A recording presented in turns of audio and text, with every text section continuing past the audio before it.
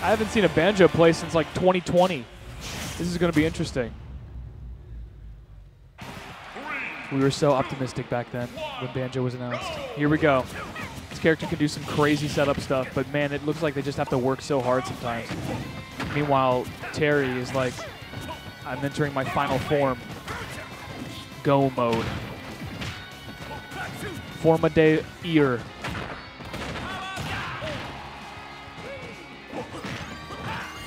Yeah, see, he only gets basically Wonder Wing is like a powered minecart, but he only gets 5, and he can't mine for more. 5 per stock, I should say.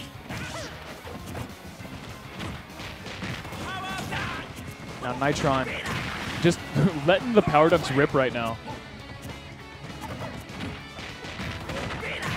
Terry somehow heavier than this bear and bird combo, and he's going to have to watch these Wonder Wings from across stage there. That is extremely reactable and not very safe unless you hit shield.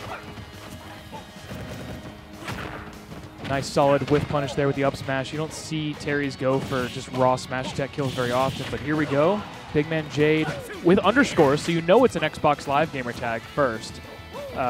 Still trying to make something happen here. He didn't. It's always sucks when you. It's like Wonder Wings are like PTO that roll over. So you have to use them before you lose your stock, or you're going to lose them.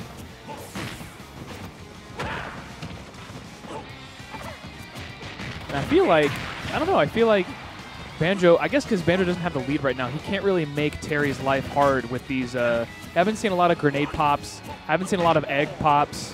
You know, just sort of setting the zone up. He's just been sort of trying to brawl with Terry, which is just literally what the game he was made from. Is what he does best. Nice charge up B there. You can always assume if a Terry's sitting in shield, they're probably charging the up B. Oh, goodness. Crack shoot, crack shoot. Maybe that's why Big Man Jade isn't going for these, like, egg zoning. You know, he's just going to get crack shooted for popping an egg out. Oh, you're done. Yeah, because you Wonder Winged in the blast zone. That will carry your momentum in, a la Incineroar. I think an air dodge or just a hold left there would have let him survive. However, he was not. I don't even think he was going to take his first stock anytime soon. So, still, Nitron sort of, you know, true to their name, just sort of super speeding through that first game here. Let's see if Big Man Jade can adapt. Maybe a character switch, maybe a stage switch, maybe a mindset switch. All three, all of the above. It's up to him, really. Hero? Hero? Hero? Hero? Okay, whatever. At least they're playing a cool Corrin. It always seemed to me that Corrin, like, they made the female design first, and then they were like, okay, now we got to make a male design, you know. It always seemed like the female was the default to me. It seemed more cohesive, really. Not a good start. Not a good start. Not a good start. I don't even think... Can you B-reverse that one? I'm pretty sure you can.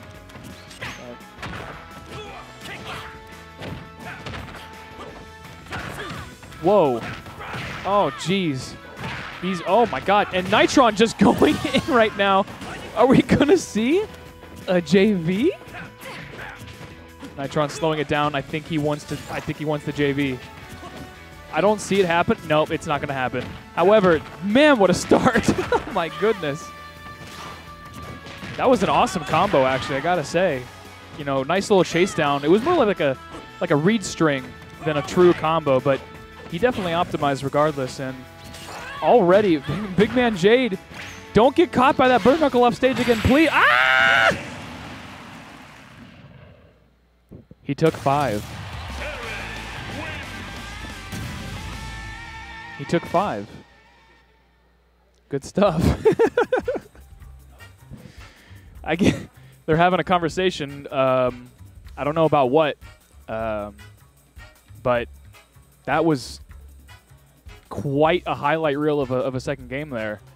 SD aside, that was still very, very, like, I mean, come on, you guys were watching. That was very, very one-sided from Nitro there. So good stuff to him.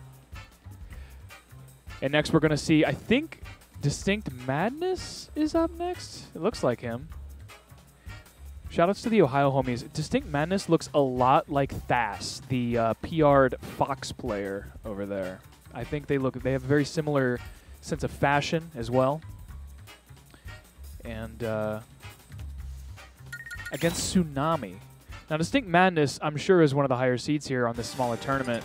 Always seems to get, you know, around the 7th to 13th area in the bigger tournaments over here. The bigger locals, I should say. So I'm expecting pretty good stuff from him today. Also, nice tag. DistinctMadness, very cool. If you have a tag and it's just like a color, that's lame. Change your tag. Your tag should be Googleable.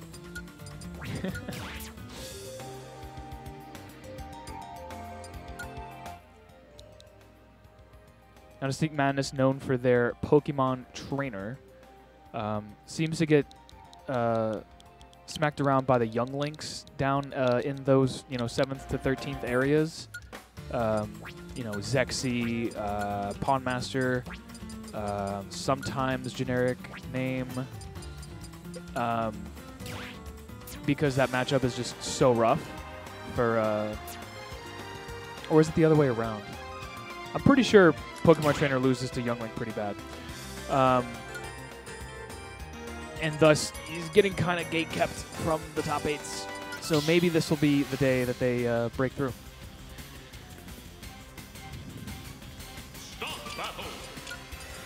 Pokemon Trainer going to Pokemon Stadium. Oh my god, is this going to be a Ditto? I don't think it is. Oh, he's just telling him, oh, you need to be on the other side.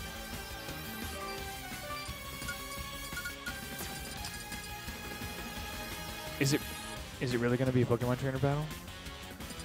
They better change their tags. They better. It is just going to be a Ditto. Okay, Pokemon Trainer Ditto. Red versus Leaf, or I guess technically Hilda if you count the skin there. On Pokemon Stadium. This is the kind of stuff you do when you're like, you know, in the early days when you're really young and you play Smash Brothers, like 8 or 9, and you're like, oh my god, we should play Pokemon Stadium, just a Pokemon battle, put Pokeballs on, you know, that kind of stuff. But here, there are 9 different matchups you have to keep track of here between the two of them. And it can switch at any moment.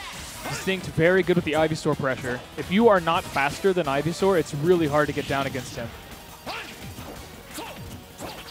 I don't know what angle that sends at. If it sends away from Ivysaur, if it sends in a certain direction. Not sure, but they're just sort of having a Vine Whip battle right now, which I think an Ivysaur would really suck against an Ivysaur unless they had some sort of hidden power. Because grass sucks against grass poison. Anyway. Oh, wow. Curls the back air, the dragon tail, around to hit back above him. That's one of those things that gave the Charizard in this game. I'm always surprised when Pokemon trainers that are like really good and in bracket, they use withdrawal like unironically. I'm like, okay, well, I didn't expect that. And it usually works. It's kind of like egg roll. Like, you don't expect them to use it, so you're never ready for it. And it always works because you're like, why would you do that? That move is bad. Wow, immediate switch into the headbutt. That's crazy. Withdrawal not coming out in time. I'm telling you guys, that move is bad. It was good for the first 3 weeks of Wi-Fi, and now it's bad.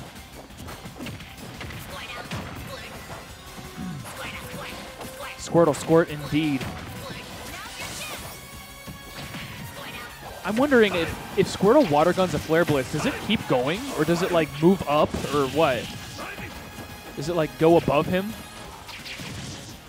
Anyway, we're back to the Razor Leaf battle here. Nice little delay there by Tsunami, I believe, with the down air to sort of get away from the Razor Leaf pressure. And, up air? I guess they were trying to catch a jump, but no. And unfortunately, Razor Leaf is slight RNG, so sometimes your Razor Leafs will hit each other, sometimes they'll go above and below each other. And what is going on? You see Tsunami shaking her head. Probably wanted to do a runoff aerial, but instead doing a forward smash. It happens. Platforms are sticking this game. I kind of like that idea because it does obviously beat out the Razor Leaf, but he was a little slow on it. A little slow. Now Distinct looking to seal up this first game here. It was even for a long time, but now, ever since that missed input forward smash, it's not looking so hot. What? Nice utilization of the third jump there. I thought he was going to get down there for sure. Speaking of which, oh, Silver Charizard is so cool. What? Tsunami. These hard moves here that he's throwing out. These are the equivalent of like raw level 3s, and the flamethrower gets clawed in the face. I appreciate Tsunami's gumption, you know, throwing out Flare Blitz to beat out Razor Leaf. It works on paper. But you got to have the timing down for that.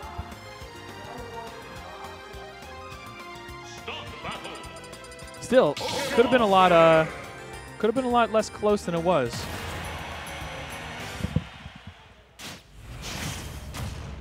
There's only 1 or 2 games left. 3, 2, 1, go! Okay. Back to PS2. Not even Kalos? Come on, guys. PS1? Remember when we had Unova? That was cool. Great early damage coming out from Tsunami there. But I know Distinct can get that right back with his own Squirtle combo. It's just sort of a bread and butter that they like to do. But I think Tsunami, they play a little more wild, you know? So it goes for stuff like that. Like, I don't want to call them gimmicks, but I want to say matchup checks where you're like, oh, you think you can punish forward smash on shield. No. You know, I'm going to use Flare Blitz to, oh, after all of that hard work, you get down air just the same. The armor not coming through, but still Tsunami evens it back out pretty quickly, so this would definitely be an upset if Tsunami can make it happen. But I don't know if Distinct's going to let that happen.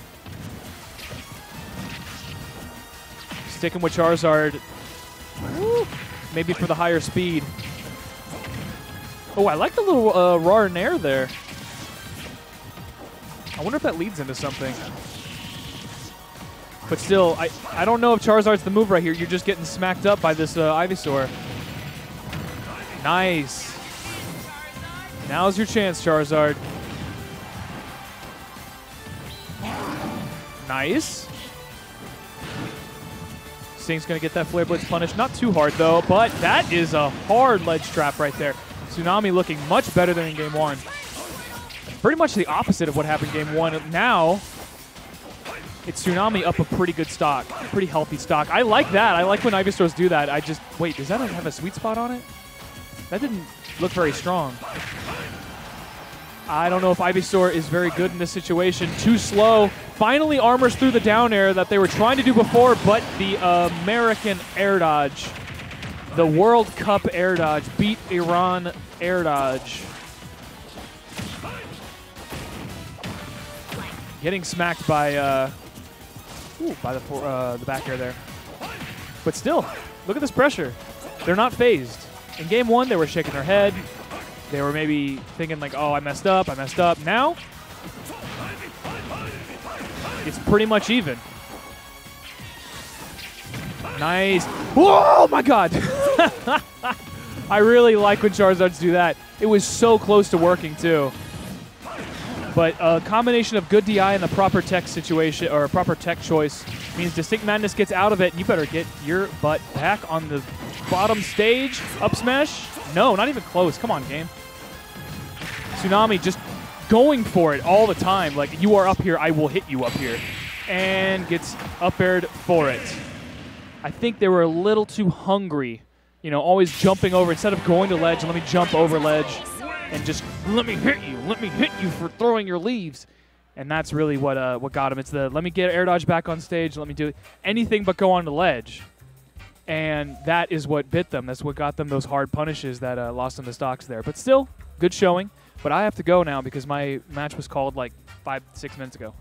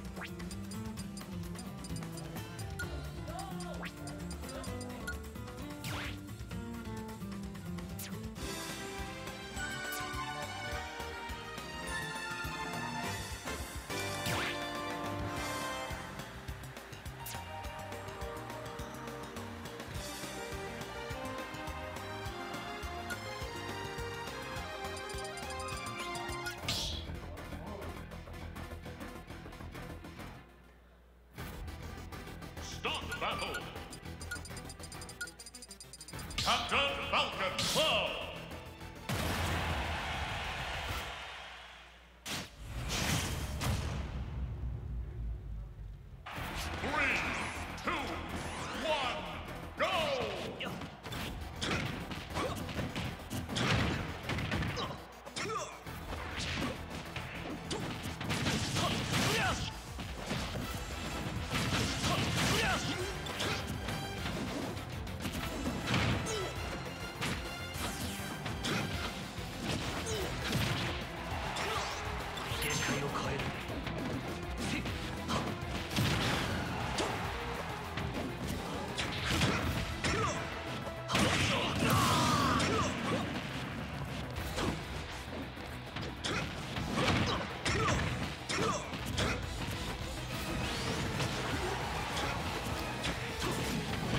How's it going, everyone? This is SAX.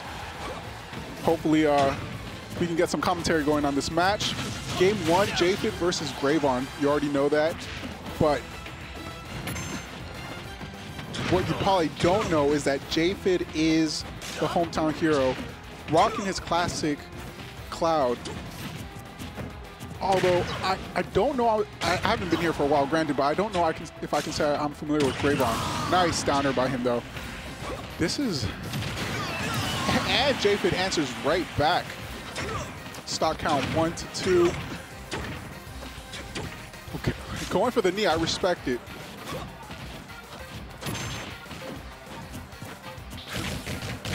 Okay, burning that limit, doesn't get anything out of it. J-Fid still trying to find combo starters, but Gravon getting one of his own. Goes for the knee again. I respect it. Honestly, please do it again, Grant. I hope we see a knee before this game is over.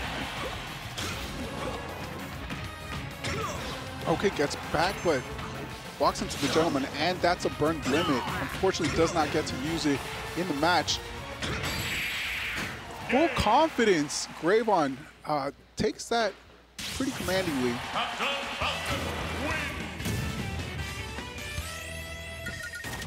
there was so much confidence in his play throughout that whole game one.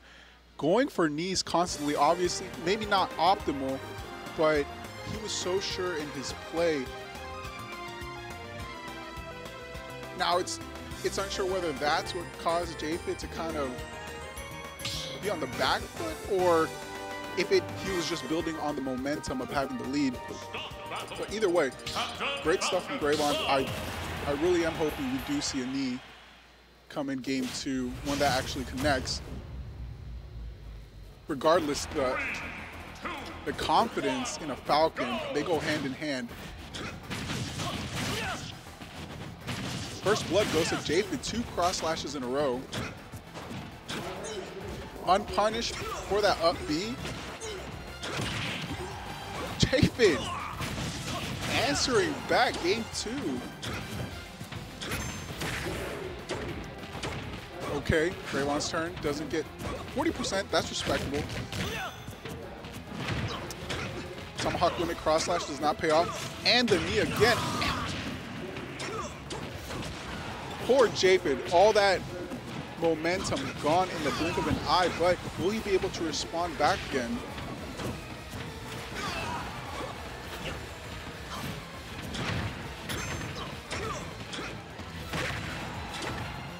His string is going down.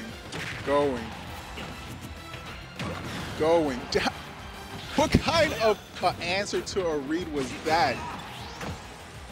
He jumped down there. J-Fid finally getting the stock though. Yes, yes, give me more knees. And honestly, it looks like Gravon's just been holding forward. He just holds forward. Oh my gosh, that was it. Honestly, Gravon deserved that down air. And I think Gravon could have made it back. I think that's why he's shaking his head, because he certainly could have made that back. J-Fid going for the suicide up, he doesn't, it pays off in the end, but lightning's not gonna strike twice. Again, starting off with 2 cross slashes. J-Fid, shimmy, breaks his leg and gets the grab.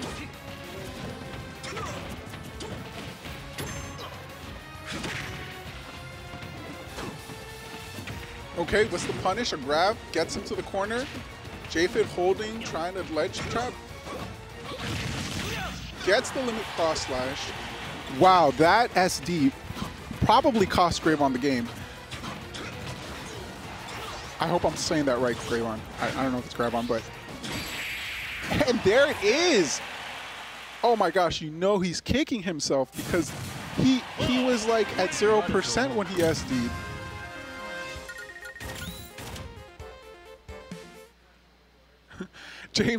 J-Fid calling upon his plot armor here at Xanadu, going to game 3.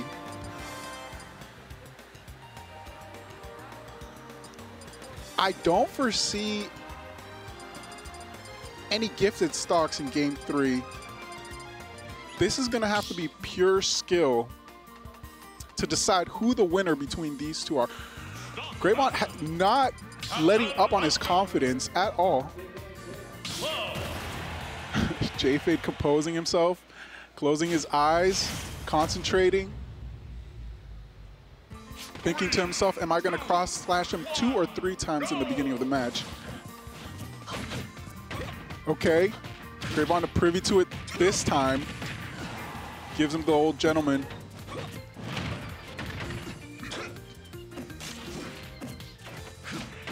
Keeps him at ledge. J-Fid is going to have to find a way out. He's already taken 70%. No way. Okay. I was going to say Gravon. He did that 3 times. You're going to get hit by the 3rd time. J-Fid finally getting out of the corner. Starts his own combo. Has limit. Is keeping him in the air. Okay. Falcon kick. Tried and true.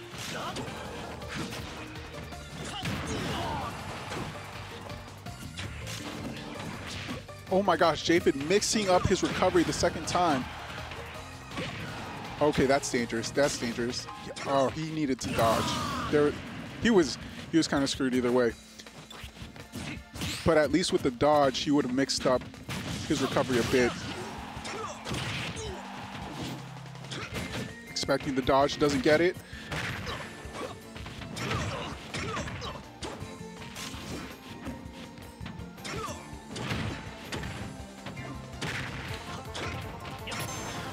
Combo taking him off the ledge into center stage.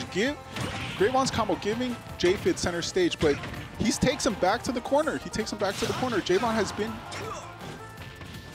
excuse me, has been keeping him in the corner this whole time. J-Fid he's getting too much percent being camped. I'm not camped, excuse me. Ledge trap.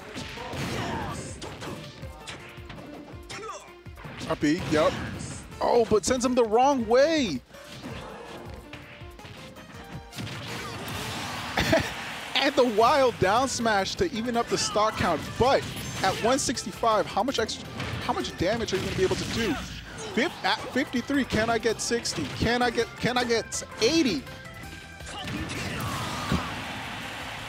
If there's one thing Falcons are probably gonna do off the ledge when they're getting pressured a lot is Falcon kick. I'm surprised J-Fid did not see that coming. Oh, there it is. That's what we wanted. Is that a sign for what's to come? Okay. Gravon baiting the Falcon kick.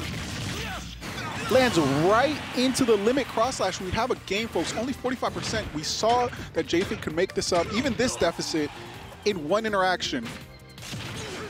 Okay, there's a start. Oh, gets up too early, gets back in the corner. If J-Fid cannot get out of this corner, it's game over. Falcon kick. Oh, nice grab, nice recovery. The shimmy almost paying off, but keeps the combo going. 72, like I said, brings it back. This is do or die for J-Fid because if he does not get out of this corner, it's over. Interesting. Cross slash. Not cross slash, blade beam. What am I talking about? Completely tied, folks. It does not take. He's dead. Oh my gosh. Doesn't get the strong knee, but still gets it into attack. J-Fid disappointed in himself. Could not call upon the plot armor. He's going to have to make this loser's run. Good stuff to Gravon. Welcome, folks. It's a Friday. Glad to be here. Yeah, I think they actually called me, though, so I'll be right back if they didn't.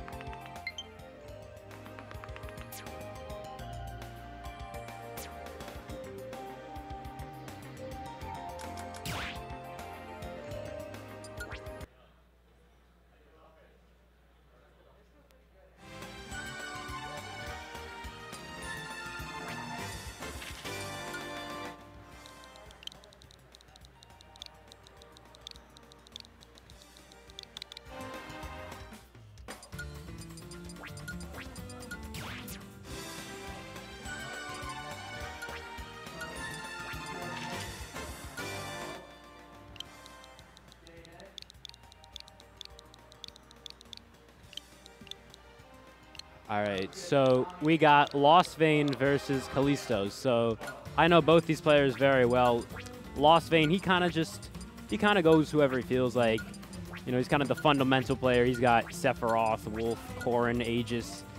But Callisto, he's been experimenting with different characters. I know him as a Link main, but he's been playing a lot of Samus recently, so maybe we'll see that. There's a lot of different matchups that we could see, but I'm not sure. Let's have to wait and see.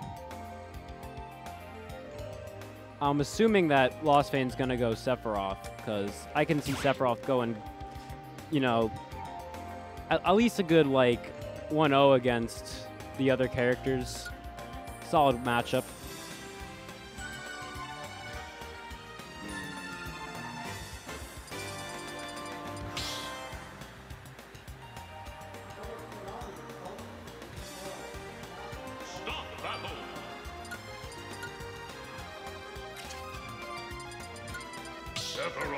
All right, we're seeing the Sephiroth versus Meta Knight. I didn't expect that one.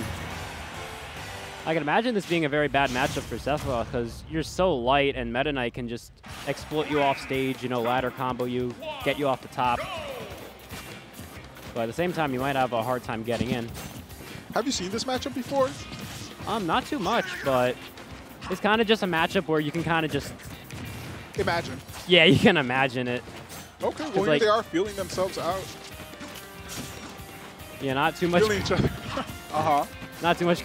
Nothing crazy yet.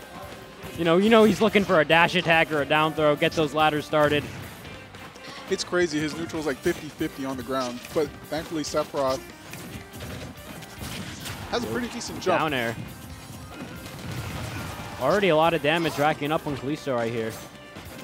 Sephiroth has a hard time killing, but you're Meta Knight at 100, so one stray hit can just do it. Now, you mentioned you know these two characters, correct? I'm sorry? Not characters. You mentioned that you know these two players, right? Yeah, they both go to my school. Awesome. And you have not seen Callisto pull out Meta Knight before? Oh, no, he's played Meta Knight like friendlies before, but he said he wasn't going Meta Knight in bracket, so I was not expecting that. Wow, that's an ultimate mix-up. Yeah. Well, he is currently down a stock. And only 24 extra credit, though. That's not bad. Misses the grab. Oh, that was a good, nice tornado. Doesn't get the second one, though. The Octo Slash has a lot more range than most moves. Yeah, ridiculous. No kidding. Use the Dimensional Cape, get back to center stage. And now, LostVayne sees he pressuring him a lot. Catches him with the down smash. He called out that Dimensional Cape a mile away. Yeah. Whether he landed on the ground or in the air, it was going to be bad. Yeah, that's such a cool move, like, because, you can break shields, but I like those moves, like, moves that are, like, specifically made for hard call-outs. Like, you're going to go here, and I'm going to kill you for that. But Callisto gets the stock with the tornado. Not impossible for characters explosive as Meta Knight.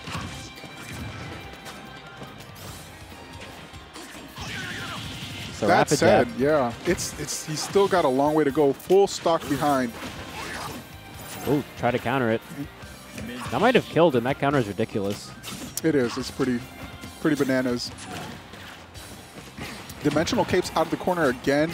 He has to be careful with that. He already got called out once for doing it a few times. Try to read an air dodge or mashing with the up smash. That could have done it. You got to play very careful if you're a Callisto right now. Tries getting him off stage. That's where Sephiroth likes to be, at that ledge. You have a hard time punishing him. For sure, and I don't know, Callisto, the only damage he's really been getting is from not either miss inputs or just straight up missing from LostVayne. He hasn't really been getting hits on his own like that. Yeah, I can see that, but like, what he needs to be doing is, the ladder combos, getting him off stage. That's how you win a matchup like this. Yeah, but of course we all know I think he could up smash right there. I don't know anything. I don't know much about Meta Knight, but I think he could have. Ooh. Oh my gosh, calls it out again. Okay. But gets a stock for it. Okay. I'm a believer. No one ladder combo. Wait. Oh, he pops out of up smash. Yeah, someone doesn't want him winning. Ooh, that's rough. That's it. Dash attack's going to take it. Okay, I mean, let's see if he sticks with Meta Knight.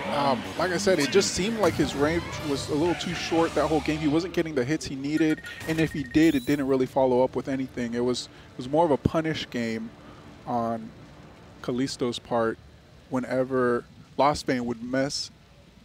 I don't know if we'll see that game too. I could imagine at least one of these players switching. But I'm not too sure how, you know, his Link or Sephiroth would, his Link or Samus would do against LostVayne Sephiroth. Because he was just spacing him out the whole time, not letting him start any combos. Exactly. And whenever he would get a hit, like Hollow Bastion, like we saw, it wouldn't really lead into anything. Yeah. Oh, both players. So I didn't expect that. Oh, Link. Well, they just called me. It was good commentating with you. I'll be back. All right. You're SAX? Yes. All right. Nice meeting you. I'm Penne. Penne? Penne. Penne, nice to meet you. All right. I'll see you around. Take care. My co-commentator has left me. All right. So we got game 2 on Hollow Bastion already. A lot of percent's been racked up on LostVayne. You know, that's what Mythra's good at. You know, you get those hits in, but when we see him switch to Pyra to get the kill, that's when things are really going to get serious. But LostVayne, you know, I've known him for a while. He's played Sephiroth, and, you know, maybe he's picking a Aegis, maybe he's turning to the dark side. I don't know, but either way, it seems to be working. But same thing with Callisto's Link. You know, it's doing a lot better. Link is off stage right now. Ooh, great spacing on the up B. Able to get the hit. Throws a bomb on stage. Tries to mix him up. Oh, he's going to need that bomb, though, for the recovery. Actually, no, he doesn't. I underestimate Link's recovery a lot. Blows it up right there. Realizes I should have saved it anyway. Up tilt's going to close it out. Switches back to Mythra. That's the thing that's so good about a character like Pyra Mythra. Because, like, you have Pyra who's slow, a lot of range, can get kills, but it can struggle in neutral. Then you have Mythra who does everything besides kill. Hits him with the Nair. Tries to get a boomerang. You know, that could be very dangerous. Boomerang fair. Especially against a character as light as Mythra. Gets the dash attack. He's off stage again. You know he's looking for that down air. Doesn't connect, though.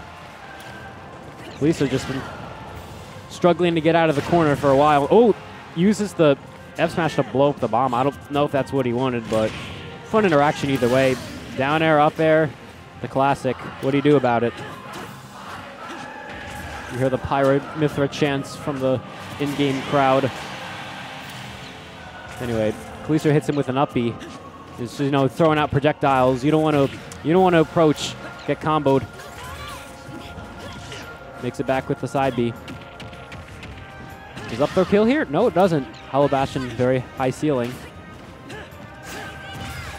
Blazing Edge blows up the bomb. That's what I like about the bomb. Like the way it interacts with, you know, other moves. You know, like fire moves, and how Link can use it in his kit, set up different traps. I think it's really interesting. You can also do combos with it, but unfortunately we haven't been seeing that from Callisto. You're kind of just playing neutral using Link's boxing tools, which can work, but hasn't been getting any kills with it. Oh. My set is up. So, goodbye.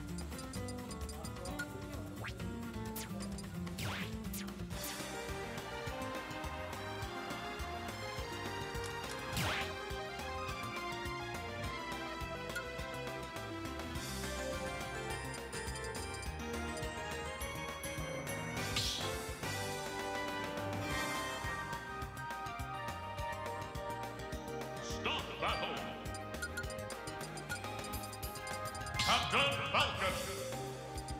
Harry.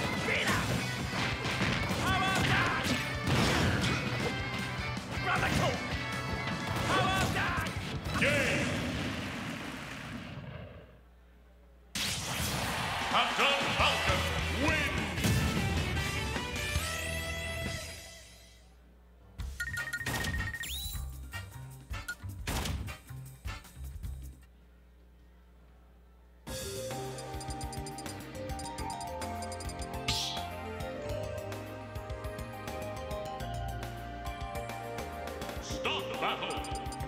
Captain Falcon, Harry.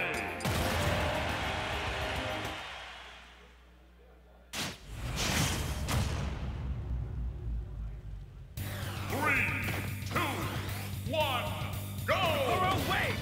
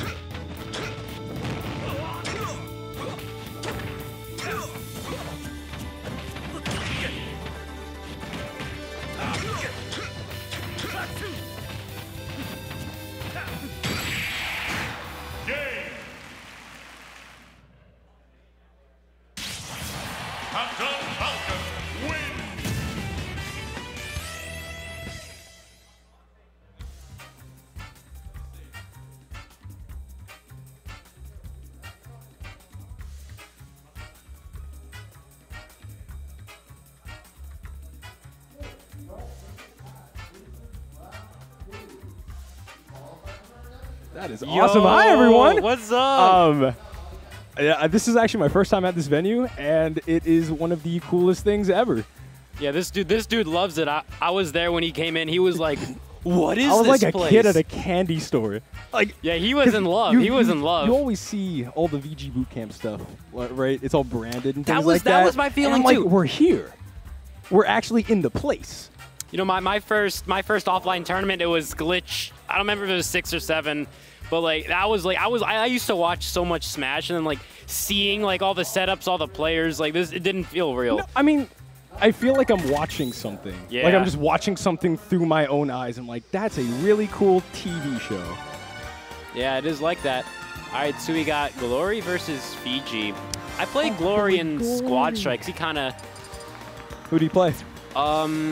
He had to play Pit. He did play Pit. He did play Pit. He played Pit. But like we had like a thing where we only played characters that were certain colors. That's like I had red, he had blue. It was fun. It's a themed Yeah, battle. we had a theme battle. We should that should be a side event for Squad Strikes. You can only pick characters like with a red alt or a blue alt. That sounds like fun. I would be into that. No, I would definitely be into that. I would play Game & Watch. Game? Oh, that's Game & Watch. cheating. That's cheating. No, I'd play primary colors Game & Watch. Now Bowser got all the colors though. Bowser's colors are weird. I'm gonna be real with you, Chief. As soon like the first time I started scrolling through Bowser's colors, I was like, why is he green? Like I used to use the green alt. You know the Super Mario Super Show with King Koopa? True. I respect it. That's why I played the green Bowser. Now I play the gray one with like the golden. Oh, that Bowser's like the golden gear. Yeah, the Gucci Bowser. Ice, the Gucci Bowser. Ice in his veins on his wrist.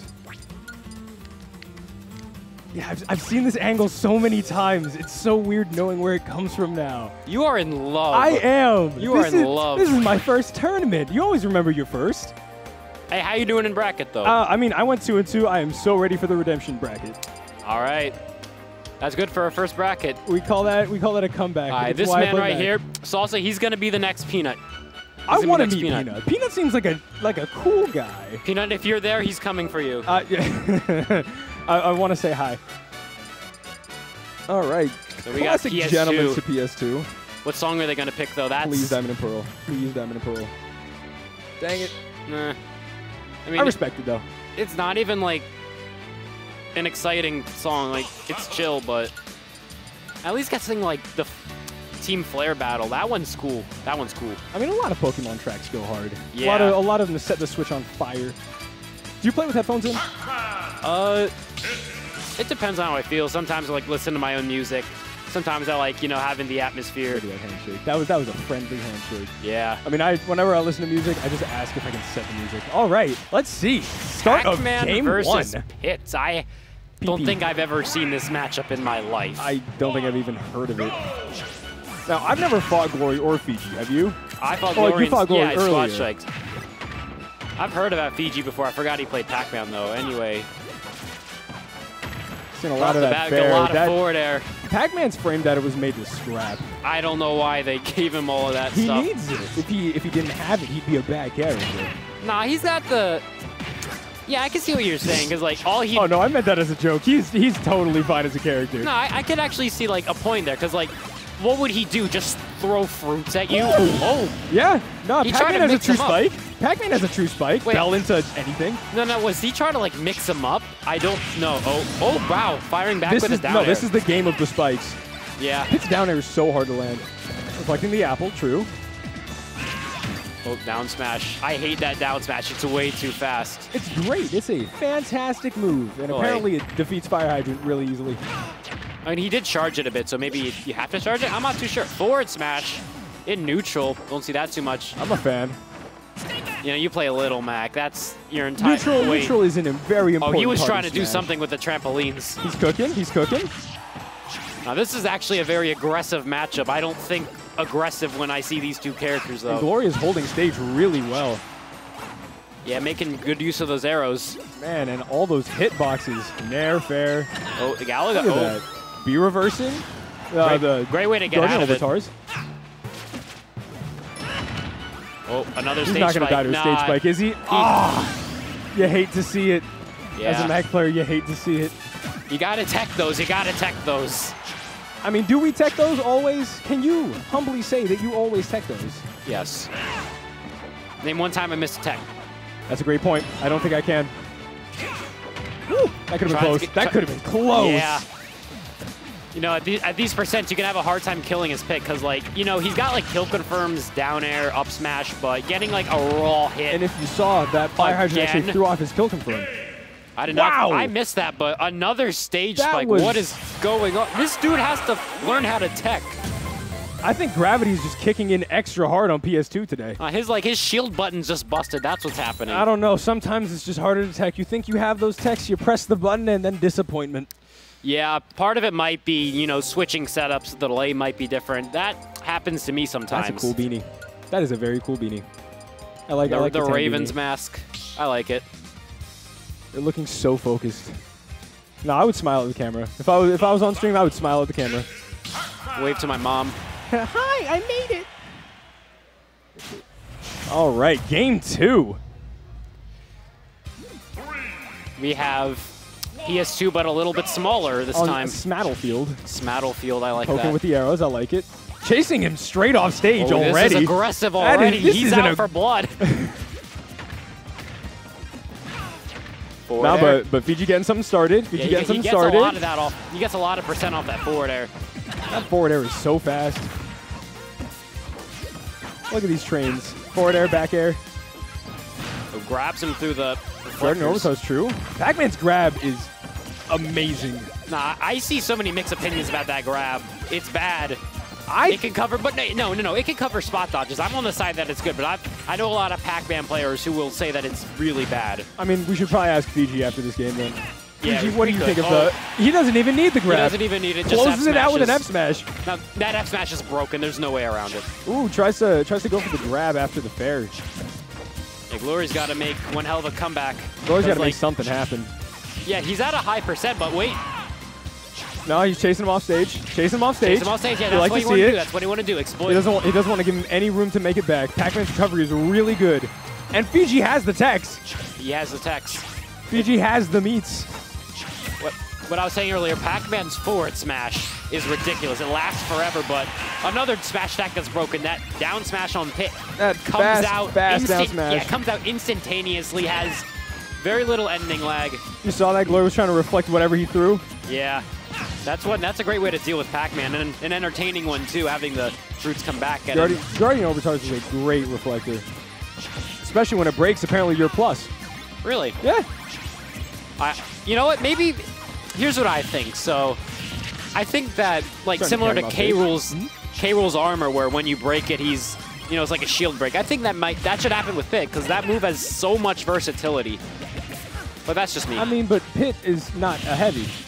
Yeah, he's Pit not also a heavy. doesn't have armor through, like, moves. Ooh, Glory has the bell now. Glory has the bell. Can he make something happen? Is he cooking? Nah, the stove's off. Oh, tries to do something with the hydrant.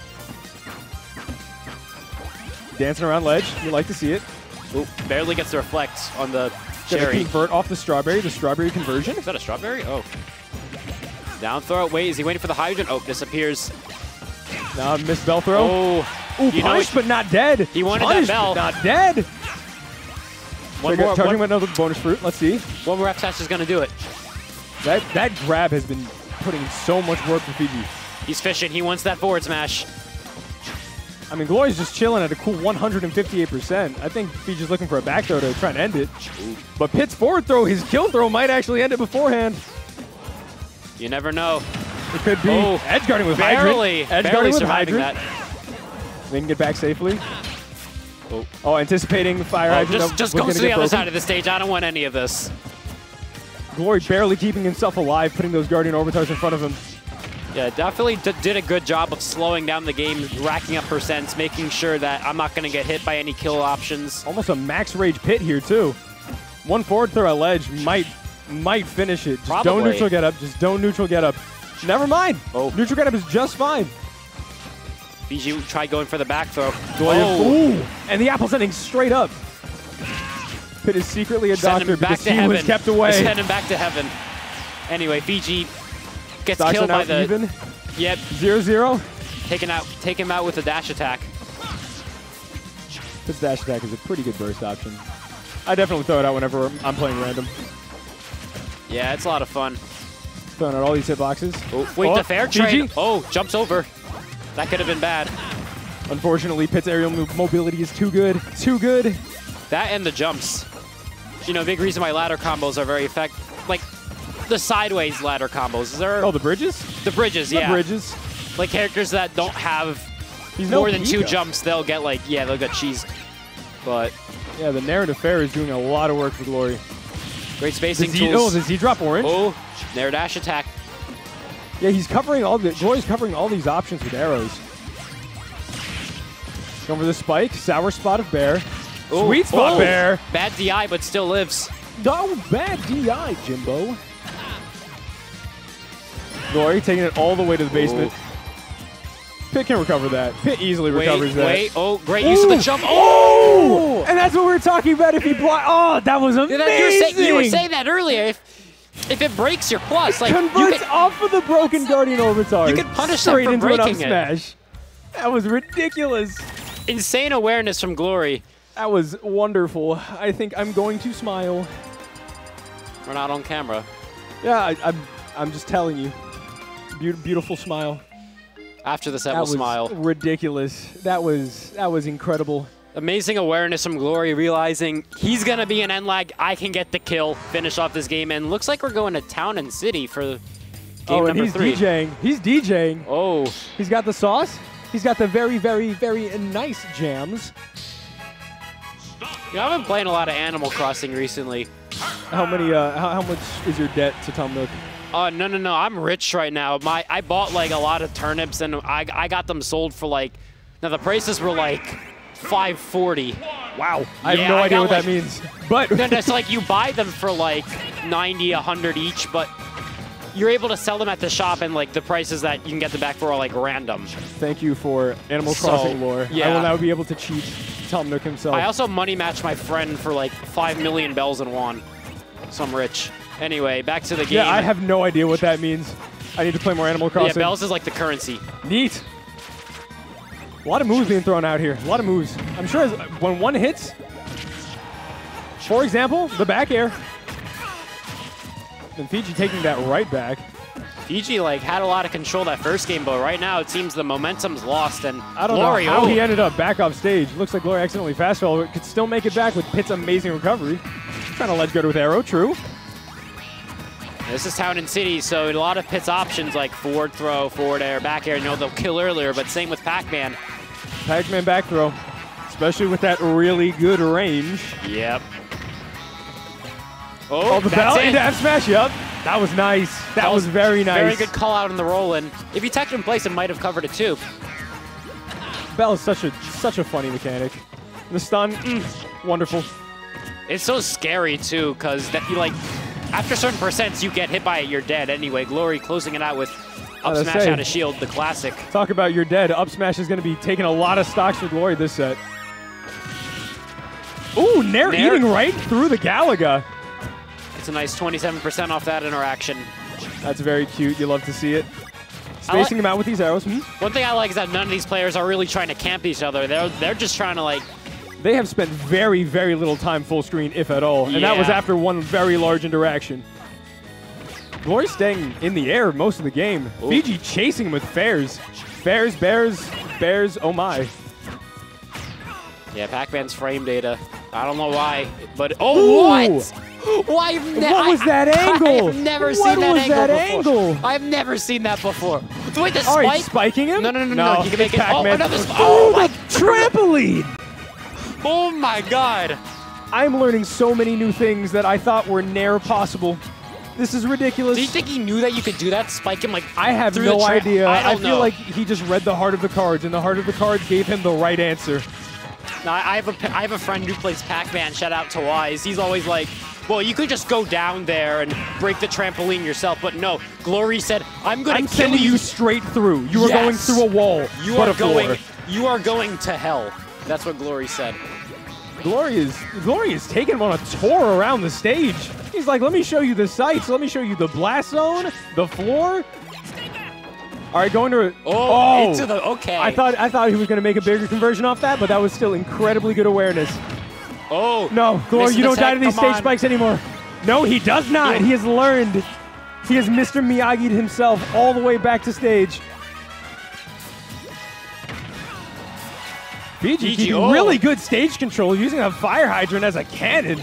Fiji almost. He's not playing Steve. There's no cannons here. He's almost at 100%, but it's still possible. Gets down angle left tilt from Pac, just killing straight up. Just the kick. You'll love to see it. Glory keeping him off stage. You know, one good Galaga combo could do it. He has the key charged up. Oh. Nope, but hoisted by his own petard, he's going to die to a fire hydrant. That was crazy. That was did you see that? No, he tried to fist bump, but Glory wanted to high-five him. That's pretty great. You'll love to see it. Let's recreate it. Yeah, that was... You'll love to see it. That was the squishy jam. That's what we call it. Move a little to the right. Oh, okay. We gotta be centered. We gotta be centered. Hey, that's me. Wait, that's me. This is cool. That's me. I like this. Yeah. Wait, that's me. That's you. That's you. That was a really nice game. I have never seen that matchup before in my life. That is me. This is me. I've never seen that matchup before in my life. Me neither. And I don't think I ever will ever again, unless they're back on screen. It was fun though. It was a fun matchup. I enjoyed that. I'm surprisingly aggressive from characters you typically see playing more passive. I mean, especially regular Pit. He's not like Dark Pit. He can just float his arrows around like a butterfly. You'll have to see it. Who do you think's better though, Pit or Dark Pit? Objectively. Dark Pit, because he has that one ult that's the same like skin tone as me, and that's the one I will always go with. Because it's something I can relate to, you know? It's something that makes me feel special. And also because his arrows are black, and black is what I'm wearing today. I'm wearing purple. Yeah. Hey, no, his arrows are... I thought his arrows were like black-purple. So between the two of us, we make one Dark Pit arrow. Correct. That's just how math works. I'm a theater major. I would not know. But I took calculus in like high school, so I'm gonna pretend like I know. All right, let's see who is up next. We have KingRoBo versus OveRWoLF. Ooh, this is going to be an interesting matchup. So KingRoBo, he's known for playing, you know, the heavyweights. I see him a lot with King K. Rool, and OveRWoLF, I've played him before. He goes Samus. Samus? Yeah. Now, on paper, like, yeah, you'll see Samus versus heavies, and oh no, you don't want to deal with that. You know, so many projectiles and shit you have to deal with. I mean, K-Rool does have a reflector, though, so... He does, but... It's probably not that bad of a matchup. The main, like, saving grace K-Rool has in the matchup is his armor and, like, crown, because they can, like, interrupt Samus's zoning. Mm-hmm. You can also kind of, like, rush him down with moves like forward air, dash attack. Honestly, I think it's an even matchup. I played both Samus and K-Rool, so I would know. But a lot of Samus fans would say, no, K-Rool loses hard. I just want to know, does a full charge shot pop K-Rool belly armor on Nair? or can he just eat it? You can eat it, but multiple will break it. I mean, yeah. I'm just thinking because that would be a really nice mix-up ability, right? Full charge shot, and then whenever he wants to approach you in there, just pop his shield and punish him, kill him for it. Yeah, I don't exactly. see why not, right? Legally, that should work. Yeah, they buffed that armor a lot throughout the patches. Why did they choose to give more heavy armor on ground toss? I don't know. Because he didn't need it. Unless I remember when they first buffed that, there was like clips of like, K-Rool can now armor through these moves, and one of them was Joker Arsene back air. Yeah, like, can you please, he doesn't need it. He doesn't need it. Don't have him eat it. Anyway, Let's see what we got. We got a green stage, green Samus, green K-Rool. Everyone likes green today, We call this the chroma key. The chroma key. And there goes that nair. That big boy nair. Big belly boy nair. Fortunately for OveRWoLF, charge shot it the wrong way, taking a lot of percent for it. Samus already at 76%, and we still have 6 minutes and 39 seconds on the clock. Ooh. Gets hit by the get-up attack. You know he wanted those up airs. Let's see what he's going Parry. to get off this grab. Oh! Oh, he's going to get the stock. Up smash. The Kills him mash with his coming head. out great. Talk Yeah. about the think tank. Yeah, that's like a real 50-50 right there. If they mash, you can get him with up smash. I got hit by that mix-up. Fun fact, some characters you have, if you want to land the up smash, you have to walk forward a little bit, but other characters are able to just stand still and do it. That's actually kind of nuts. That's kind of crazy. Oh, he was reaching for the crown. He didn't have it. K-Rool takes skill just because of that. Oh! This is so fast. OveRWoLF has barely had a chance to breathe. OveRWoLF seems to be overwhelmed. I mean, I would be too. K-Rool is crazy. He's a big crocodile. Did you catch my pun? No, I did. That was a very good pun. I respected it a lot. Thank you. Anyway, don't. Nah, Samus is a man. character you can't really count out. Just like that dash attack just kills him off the Taking top. the stock. Because, like, K-Rool's a character you have a lot of things you can exploit. You know, he's big. He's big. He's pretty large. He's actually really big. He's kind of heavy. Yeah, that's kind of just a thing I didn't really notice about K-Rool before. He's kind of big. He's really big. Well, he's another thing is he's his like Rob. recovery. Who's bigger, K-Rool or Rob? I think K-Rool has a wider hitbox. Don't quote me on that. OveRWoLF really making a home out there in the blast zone. Chilling on 99%, getting KingRoBo back up to 101. Can he make some magic? Can it's he possible. make some It's magic? possible, I you know. believe in magic in a young girl's heart. Samus has, you know, down air, which can kill ridiculously early. Ooh. Ugh. Doesn't quite get it yet. Doesn't quite get that little bit of reach that he needs. OveRWoLF doing a good job of spacing around the armor, but KingRoBo fortunately can't make it back. Covering so much space with 2 projectiles and his entire self, which could be legally considered a projectile.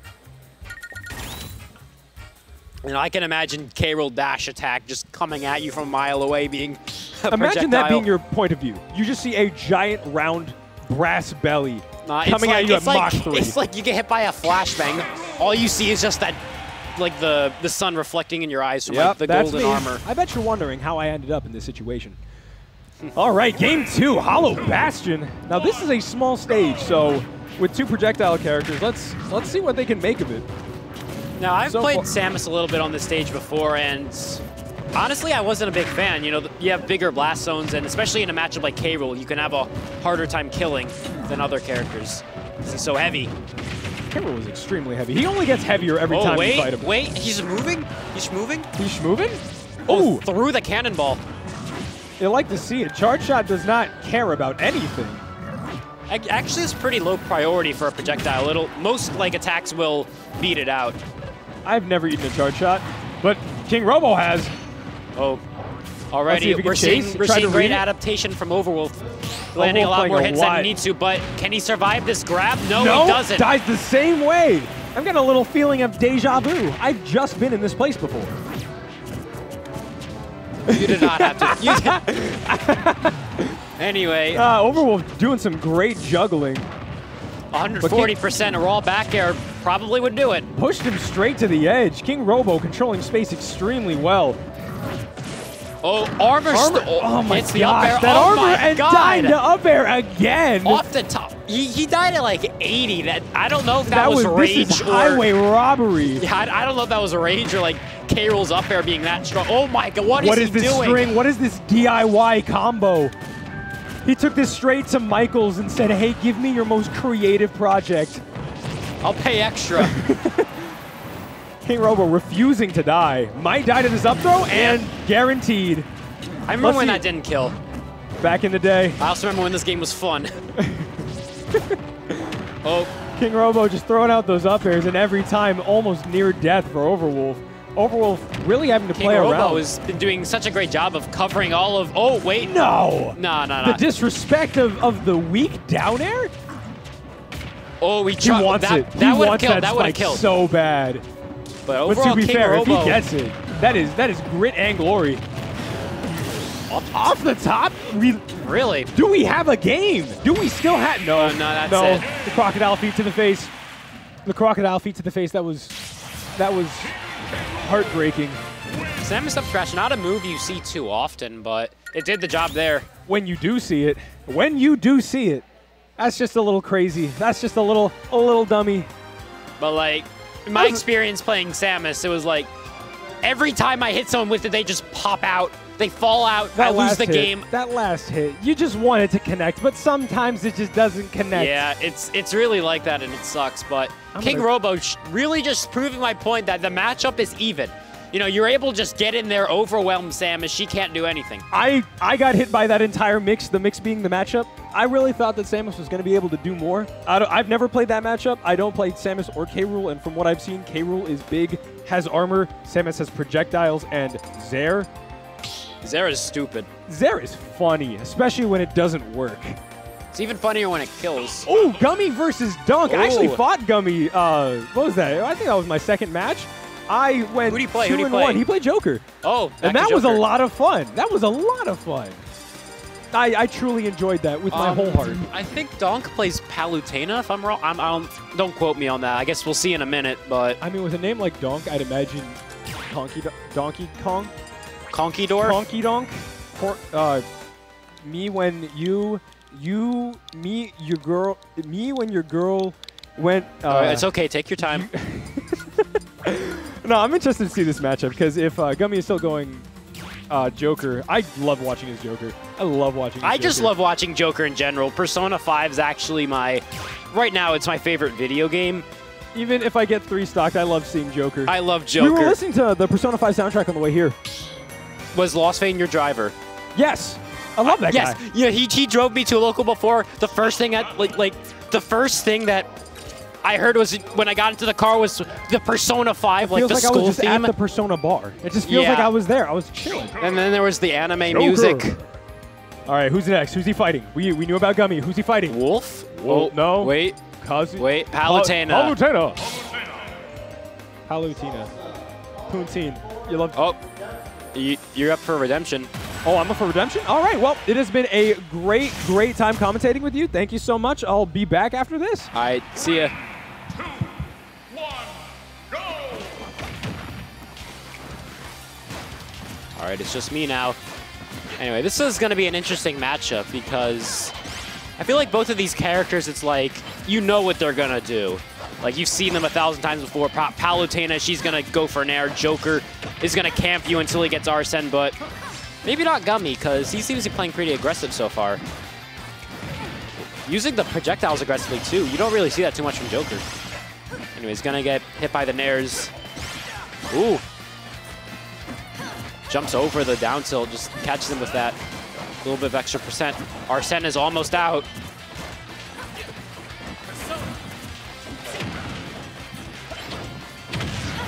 Hits him with the back air.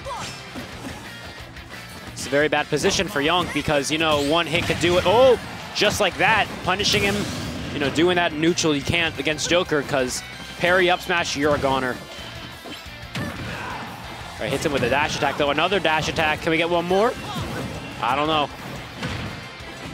Oh, air dodges past the shield. It gets him off stage with the back throw. This is the position where Palutena, you know, wants to be in, you know, where you're at ledge, she can back air you, but Gummy gets past, reclaims center stage. All right. Tries to convert the forward air into the explosive flame. That could have done it. Like, Joker isn't that heavy. Weird fact that he's actually, I think he's heavier than a Wolf. I don't, that doesn't make sense because Wolf is like, if that's true, I might have to look that up. You know, I'm gonna look that up.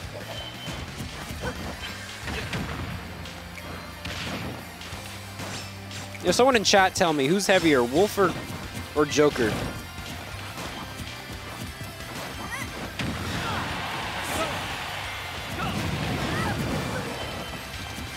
Okay, Joker is heavier than Wolf. Okay, so that just doesn't make sense to me. Like, you got this skinny teenager, and then you have this giant animal with, like, weapons. Like, he's got a gun, he's got... Does he have armor? He has, like... I don't know exactly what he's wearing. I haven't actually looked at it too much. Doesn't matter, but... I don't think he has armor. Joker just has, like, a cloak. Does Arsene count for extra weight? I don't know. Anyway, speaking of Arsene, he's back. One straight hit's probably going to do it. Oh, guns down. Oh, the trade right there. All right, Donk hits him with the back air. Don't count him out. Arsene's almost, you know, the meter's almost out, but makes good use of that back air, takes the second stock.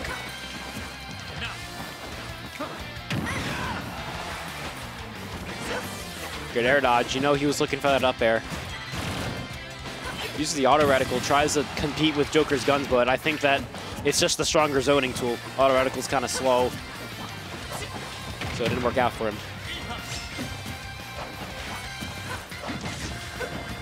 Anyway, Gummy doing a great job of keeping him in the corner, but Yonk fires back. Donk, this is stupid, but is he Yonk, Donk, Bonk? There's just so many. Next up, we're going to see Conk. Anyway, 152 on Joker right here. He has Arsene already. It didn't feel that long ago when he had it last. Oh, counters the up air. If he was 1 frame slower, he would have been dead. Anyway, that's not something you see too much. Dash attack just killing like that. Most of the time, you'll see Palos kill with like back air, but teleports away. You know, this doesn't seem too great for Donk right now, but one nair, that could just even him up. Get him to 50-40%. Gummy doesn't want any of that, just camping with the guns. Then uses dash attack to break the zone. Trades. Wait, oh! I'm not too sure what happened there, but I can only assume Donk thought he had a jump and just didn't use it. Or no, he thought he had a jump, but didn't have one. That's what I think. Either way, I don't think teleport and an air dodge would have made it back from there. But good stuff from both players. Gummy has been using, I think, guns really well. You saw earlier in the game how he was using them aggressively as a close-up option, but later on how he was camping with them and landing with them. We're seeing Joker again will switch off. I don't know if he has any other characters. Pac-Man. Oh, I thought we were going to see another Pac-Man. Guess not.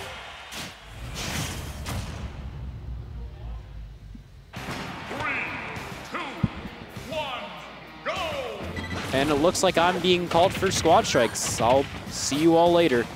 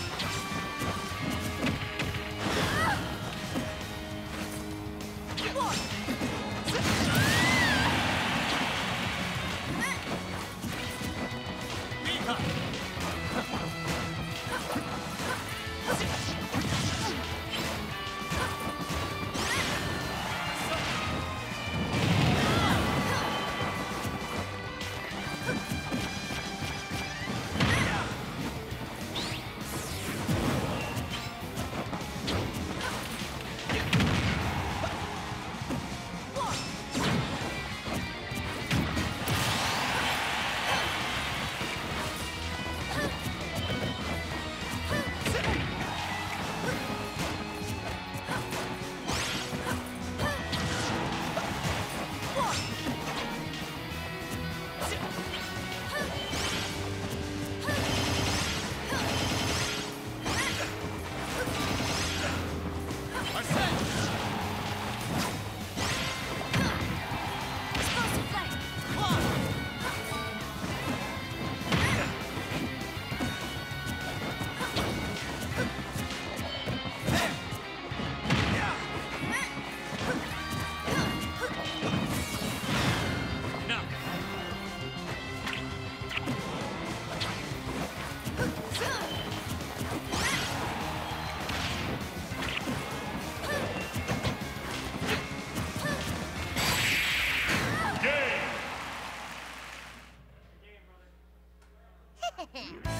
done for.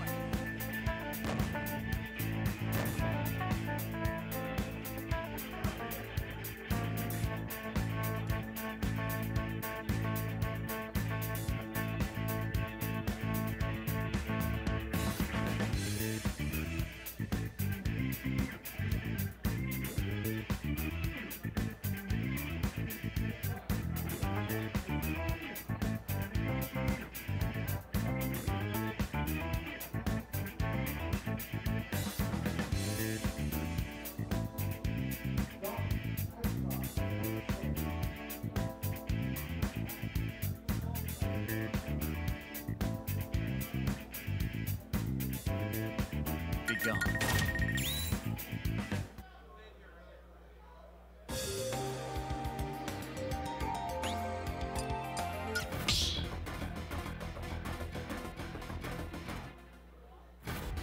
Start battle.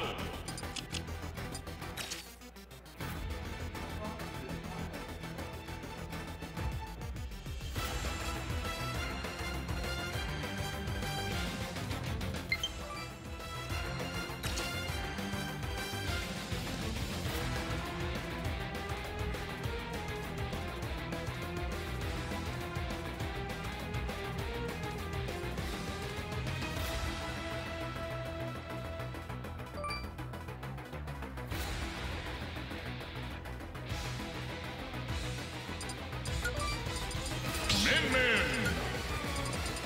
Captain Falcon.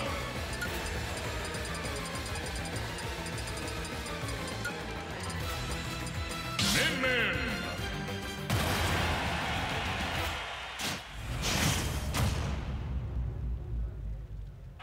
3, 2, 1, go!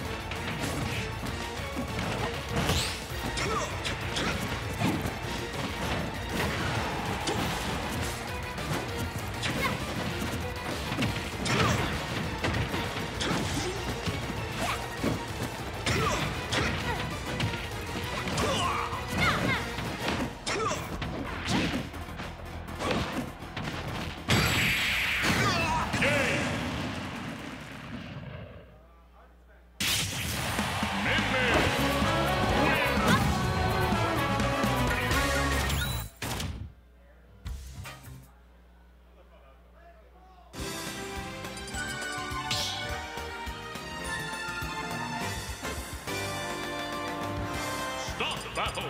Captain Falcon, Min.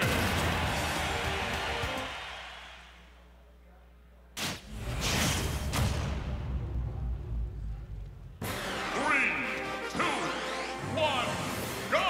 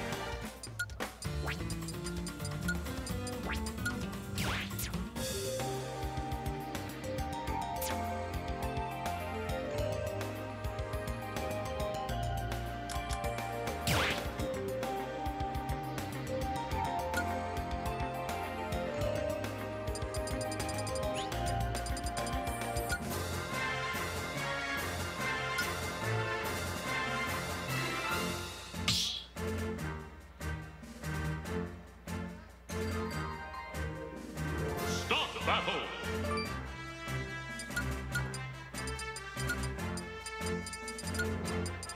Dark Pit.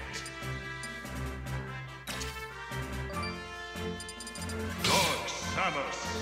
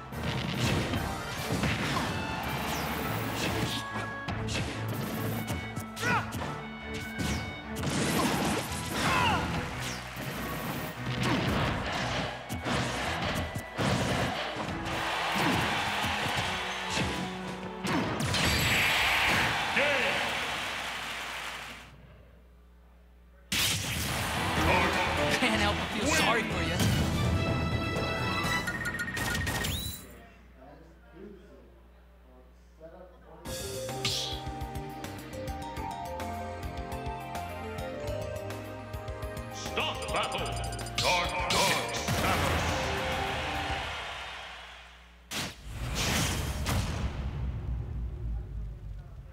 3, 2, 1, go!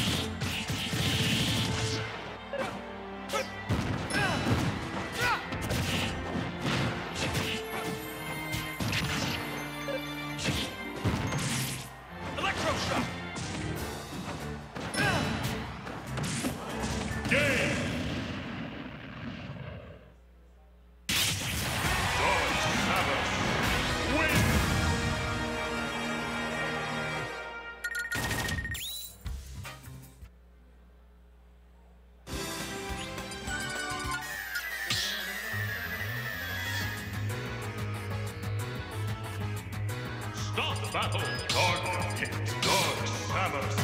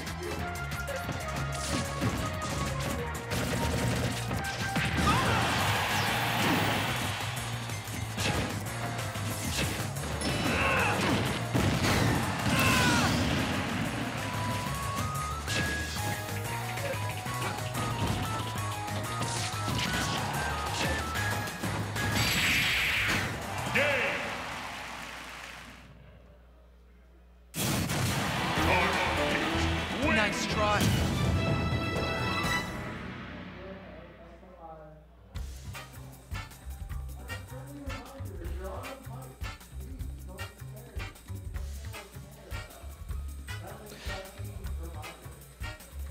Good evening, ladies and gents. Scabs here, hopping on the mic for top 8 of another grind, and we are starting off with an interesting set. We have winners semis coming up with KingRoBo stepping up to the plate against Pink Fresh. So Min K Rool, a matchup I've got a wee bit of experience with, and let me tell you that it's not all that fun. K Rool has a couple of things that he can do in that matchup, actually. He, crown armor, the way that it works, and people don't necessarily know this, is he has 2 types of armor. He has super armor on his crown, where if you deal more than 14.6, I believe, %, then you can't actually knock him out of the crown throw animation. But on his belly is another mechanic where it's belly armor, 30-some-odd %. He can absorb. Half it goes to him, half it goes to his belly, and after 30-some-odd, 8 cracks. I believe 34. So the cool thing about crown is that Min basically, unless she's committing to a megawatt hammer, it's actually kind of tough to break Robo's crown armor. That's going to allow him to recover, but the problem is, good God, can Min 2-frame King K Rool? That Ram Chakram is hell to try to recover with.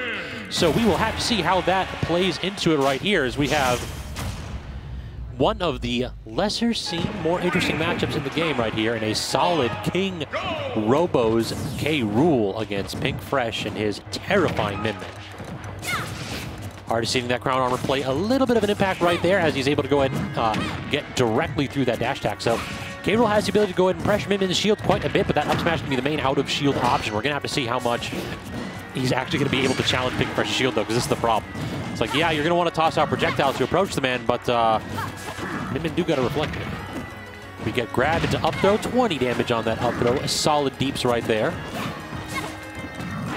K Rool's main approaching options are those projectiles and then also the forward air and neutral air. And yeah, both those kind of lose out to Min's arms, so Robo has to be really careful about how he tosses out those projectiles. Choosing to give up full stage control to go get crown shows you how much of an important tool that one is in the neutral of this matchup. We've seen it right there cutting through that chakram again. Forward air not going to be able to connect, but he's going to be able to get the up throw. Not going to kill off the top platform. Low-ish weight Min, but not quite enough. All right, joined on the mic by Glory. How Yeah. are you, Scabs? doing all right, Glory. Just caught you winning your match, so we'll be seeing you on next on stream, I think, perhaps. Sure will. Let's just hope that I'm ready for whoever's showing up next. True. All right, so Robo gets the first stock. Impressive feat against Pink Fresh, but the problem is like now he's at edge. This is the bad place. How does he get out of the bad place, Glory? I don't think he does. King K. Rool simply has to accept this is where he lives now. Yup, didn't live there for long neither. Yep. But, you know, new stock, new opportunity to bring things back. Let's see how he approaches this one. Though he is still in the bad place, and I think he just uses double jump. And here we go. Oh, he missed the two-frame. Nope. Bad place. Here we are again. He air dodged. He might actually just be dead here. Oh, we'll see. We'll see. You know, K. Rool always has a chance. True. It's basically just don't mess with the two-frame, but Pink Fresh does finally miss one. He is human. And he's merciful. That's true. It might just be that. I have chosen to let you suffer for a longer period of time. We'll see. We'll see if you deserve this second chance. Exactly. Oh, and looks like Pink Fresh has had the table set not for long. Obviously not favorite. So it's actually kind of messed up. Robo like specifically did the back air there to try to like catch Pink Fresh's recovery, but that made it so that his belly armor didn't work on the return fire. Oh man, you got to trade something to make it in this matchup. It's tough out here for a Crocodile, my man. But that doesn't mean it's impossible for a Crocodile. Like at 199%, you know, just still making things happen. He's a big boy, but not big enough apparently. Not big enough to survive an up throw at 199%. Yeah, I think that might have been a DI check. I mean, the sparks were red, but I've seen K. Rool survive crazier hits. You know what? Maybe he'll survive just yet. Another opportunity at the ledge. Oh my god, that down tilt was so brilliant. He low profiled Robo's forward air. Yep, projectiles and forward airs are what King K. Rool specializes in. Let's see if, nope, yeah, good. So, like, the armor there is, like, one of those where if the projectile hits, it's great, but really it's just, like, make him so that he's no longer running at you by tossing out armor that he can't trade with efficiently. Yeah, not to mention with his projectiles, they are a strong suit, but they're really slow in comparison to the rest of the cast, so it's a real commitment if K. Rool wants to force the approach. True. It feels like he's more of a bait and punish character where it's like, okay, I'm going to toss out a slow-moving projectile, and let's see how you respond to it, and I'll punish the response. Yep, and that's interesting for the heavies, considering, you know, they haven't really gotten that much variety in the series. No. It's basically all heavies are either like grapplers with great advantage states and awful disadvantage states. But there's one thing they all have in common. They die. Yeah, they die, and particularly against this character in Mythra. But that was only game one, Scott. We'll still see if KingRoBo has a game plan that we haven't seen yet. He did take the first stock that time, and I think that he hung around pretty well in neutral. The problem really was once he was in that disadvantage state, once like Pink Fresh got him pinned to ledge, he had no answer, which is kind of to be expected part of the matchup. And then that last stock, he let it fall away from him. Like he was kind of flailing for kills a little bit, and Pink Fresh, he didn't get grabbed, he didn't get forward aired. And hey, what does K. Rool actually do at mid-distance when you're not getting grabbed or forward aired? King K. Rool has a very telegraphed plan, and if it doesn't work, he simply tries for it again. Let's see how it works in this game. It's like, listen, you can beat me. You choose to lose. Exactly. Losing to King K. Rool is a choice. Remember that. Hard agree. Unironically agree right there. Yeah. It's like you could play lame. But you try to play the video game, and that's a mistake against this character. You could choose to win, or you could choose to have fun. True. All right, 20 damage off the up throw again into the immediate up air, and this is actually where K. Rool does have a strong suit. Is in his advantage state, pretty nice.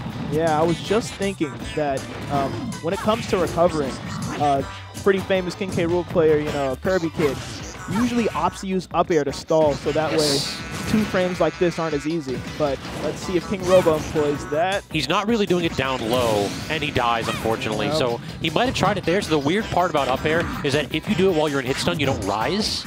Yeah, if you like try to buffer that hit stun, you don't rise at all. So you just kind of just fall, and you're in lag for 60 frames, and you die. The worst thing that you don't want, so. Exactly. And it's literally 60 frames, by the way. You're in lag. This move lasts a full second. Had to balance it somehow. You know, King K. Rool too good the first few weeks of the game. Stop lying to people. Those buffs were not necessary. Say as much as you need to. K. Rool, he's terrible, awful. See that? That should have killed. Buff dash attack. True. As a K. Rool player, yeah, buff like 90% of his moves. Let's see here. Full stage. Everything's been reset. Okay, that's a great option right there. So dash attack for K. Rool is kind of like discount Palu dash attack because you have that belly armor on it. So if Pink Fresh tossed out like a up smash or a lot of the arms, he just clanks with that dash attack. So it's a good recognition by Robo that Pink Fresh is about to hit a button. Yep. Let's hope the buttons out here on the ledge don't kill KingRoBo, so he gets another chance at life. Ram Ram's such a big threat when trying to recover, but the Megawatt Hammer is such a big threat when he finally gets back to stage, claims that second stock. Honestly, an underrated arm, because with just early percent kills, it clocks in. Late percent kills, it clocks in. And like I was saying about early percent. Are you actually dead from that? Looks like. Pink Fresh figured a way to edge guard horizontally Robo's K. Rool. Robo must have used his double jump, and Pink Fresh more than ready for it. That is one of the first times I've seen King K. Rool just up B and not make it back. And Glory, I think you actually called it. If he up aired right there, he might have been fine because that's got belly armor in front of it. Yeah, I mean, it's a really niche move, but niche situations happen in this game. This game we play. You're very right, Glory. You got to go ahead and toss out those curveballs to a player as experienced and intelligent as Pink Fresh, because if you're just giving him the bread and butter, he's going to be able to respond easily every single time. You've just seen it. He'll collect rent as he usually does, do Xanadu and grind Fridays. I mean, look at him right there, completely nonplussed. Just impassive. another day at the office. Yep. All right, so we're back on PS2. I did dig the Town and City counter pick, but I just think perhaps it was a little bit of a wide stage. Pink Fresh definitely taking advantage of that. Granted, I don't know. In terms of wide stages, I feel like PS2 is one of the most famous ones. True, so. yeah, might have like Small Battlefield perhaps. Though the platformers are really good for killing here with the lower ceilings. Yeah.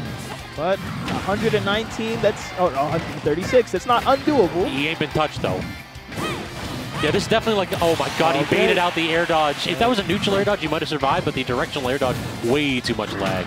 I will only talk about up air one more time. Maybe, maybe in that situation. But at least it's not a complete, you know, two-stock, no damage taken. Definitely, and now Robo putting on a bit of a show, using his full advantage to gain full stage. But the problem is, run-off neutral air is great, but when you go ahead and miss it, look at that, Pink Fresh had full stage control. You can't give that up. K. Rool's edge trapping is nearly as good as his ledge guarding. See how we respond to this. Yep. Yeah, just not quite at the high enough percent to kill. Probably close, though. This might do it. A second time. He waited out the mash. That was really, really good by Robo.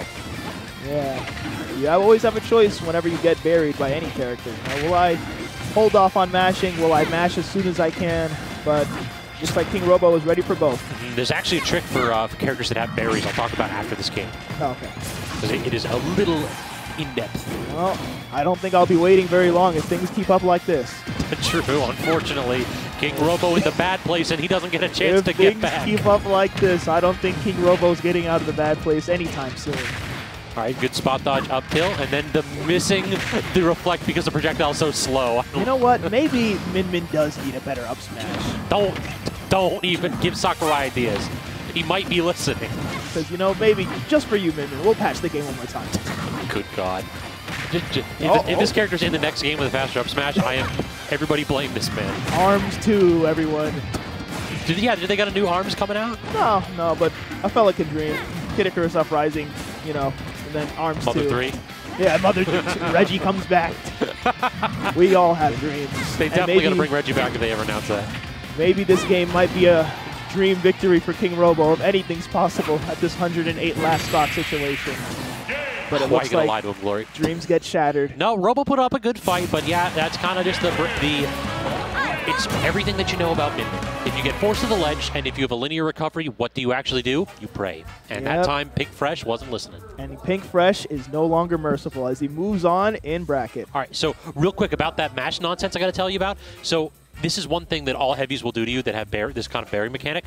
When you get put into the ground, if you're mashing, you kick up dirt. And you wiggle as a character. So what a lot of the times, what they'll do is they'll look at what the character model does, and then they can tell if you're doing a hard mash. So the actual mix-up is to hard mash and then stop. Because by the time they react to your hard mash, then they're usually committed to the up smash. I've been playing this game for too many years to have just found that out tonight. That is actual theory crafting, Scabs. I'm going to have to apply that in any matches that I'm playing next. Here's hopefully that you don't run into KingRoBo and loses bracket, because then I'm going to get you an earful. That's fair. That's fair. You know what they say about dreams. So you're up right now, right? Yeah, Gummy versus Glory in winter semi. So unfortunately, I got to kick you off the commentary. All right. Good luck holding it down, Scabs. Thank you so much. Thanks for stopping by.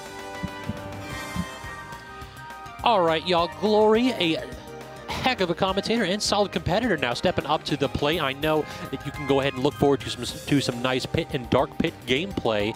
I'm curious as to who he'll pick against Gummy. Gummy typically goes the Joker. So perhaps we'll go for the regular Pit to go ahead and get the curve, the arrows a little bit more, but I really do feel like, it, for some reason, Glory prefers Dark Pit over regular Pit. I do got to go ahead and ask him on that. And if you are stopping by for the first time, thank you all so much. This has been a fun bracket so far. Got started a little bit on my side, but definitely not missing a lot of the support in chat.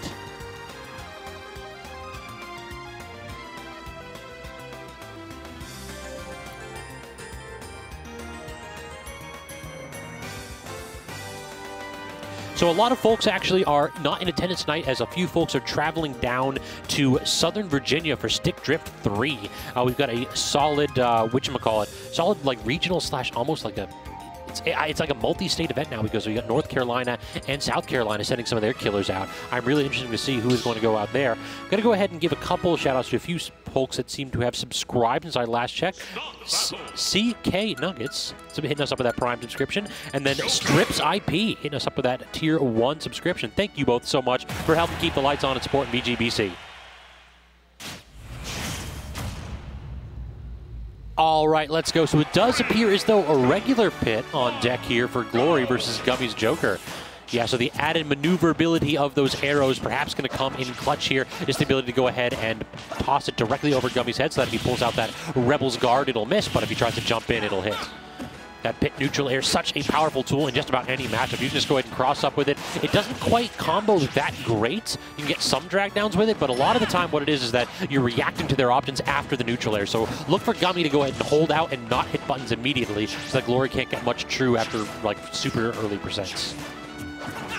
And I think this is the kind of match that we're going to be seeing, with both players using their projectile to try to force the opponent to approach, not trying to go ahead and hard commit, because both characters have pretty solid combo games, can rack up a good bit of damage. That is, if their multi-hits actually work. Going off stage with the neutral air, using those 5 jumps here to threaten Joker, and falling down air, it looked like, from Glory, unable to connect. Gummy just barely sneaking by. Now Arsene on deck, and we got to see what Gummy can make of this, because it is quickly drifting away, and I think he's only really hit maybe once with it. Yeah, it was a disappointing Arsene to start the set, but I'm really digging the evasiveness off stage that Gummy's been showing. Does get the grab into the immediate turnaround back air, so forcing Glory into a reset situation, another ledge trap, and then the trade to the back air. That will allow Glory to get back, and Gummy just prioritizing center stage right here over pressure. So those orbitals are really, like, Pit's aerial mobility isn't that great. He's going to use those a lot to go ahead and just mix opponents up when he's trying to land. One of our regional players, shout out to Cold Weather, he called it a counter that you have to activate. So it's not the best for a defensive tool, it's more of just like a mix-up option. Projectiles clashing there, and Gummy showing absolutely no desire to run in on Glory. He does get caught above the platform with the up air, which does cover the entire platform. Glory really selling out for these edge guard attempts. So far, they have not been paying off. Forward throw, DI check, and Gummy not responding quickly enough.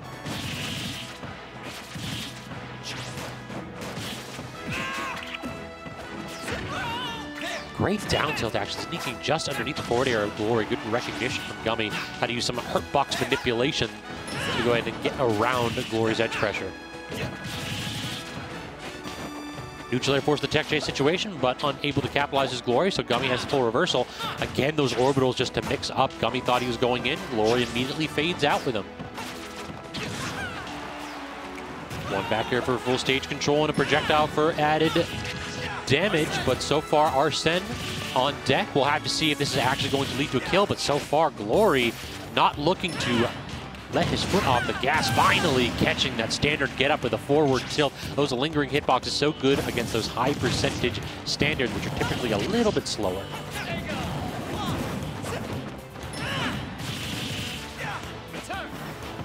So no more Arsene, but these low percentage combos for Joker, obviously no slouch. Doesn't necessarily need the big man right away here to start these matches. All right, we got Wood hopping up to the mic. How's it going, my man? Hey, what's up? I play the loser of this, so why not? Hey, yeah, we got a set, and I can get some data. Yeah. And I just love seeing Pit. Pit is such a cool character. True. Too fair, though. He's got everything. This is what I say. Wolf has everything that makes a character busted. Pit has everything that makes a character good. That's true. Good. Pretty good. If he was like, if he had some broken thing, he'd be a high tier character, but he doesn't. His broken thing is down B. That is Orbitals? That is. Yeah, the Orbitars are pretty ridiculous. True. They are. You don't need to air dodge with this character. It's just you don't. Even if you break them, they're like, oh, I've got more. Palutena, help me out. So they are pretty solid. I mean, we saw Glory use it to like get back on stage and then punish for them hitting the Orbitars. It was crazy with the up smash a couple games ago.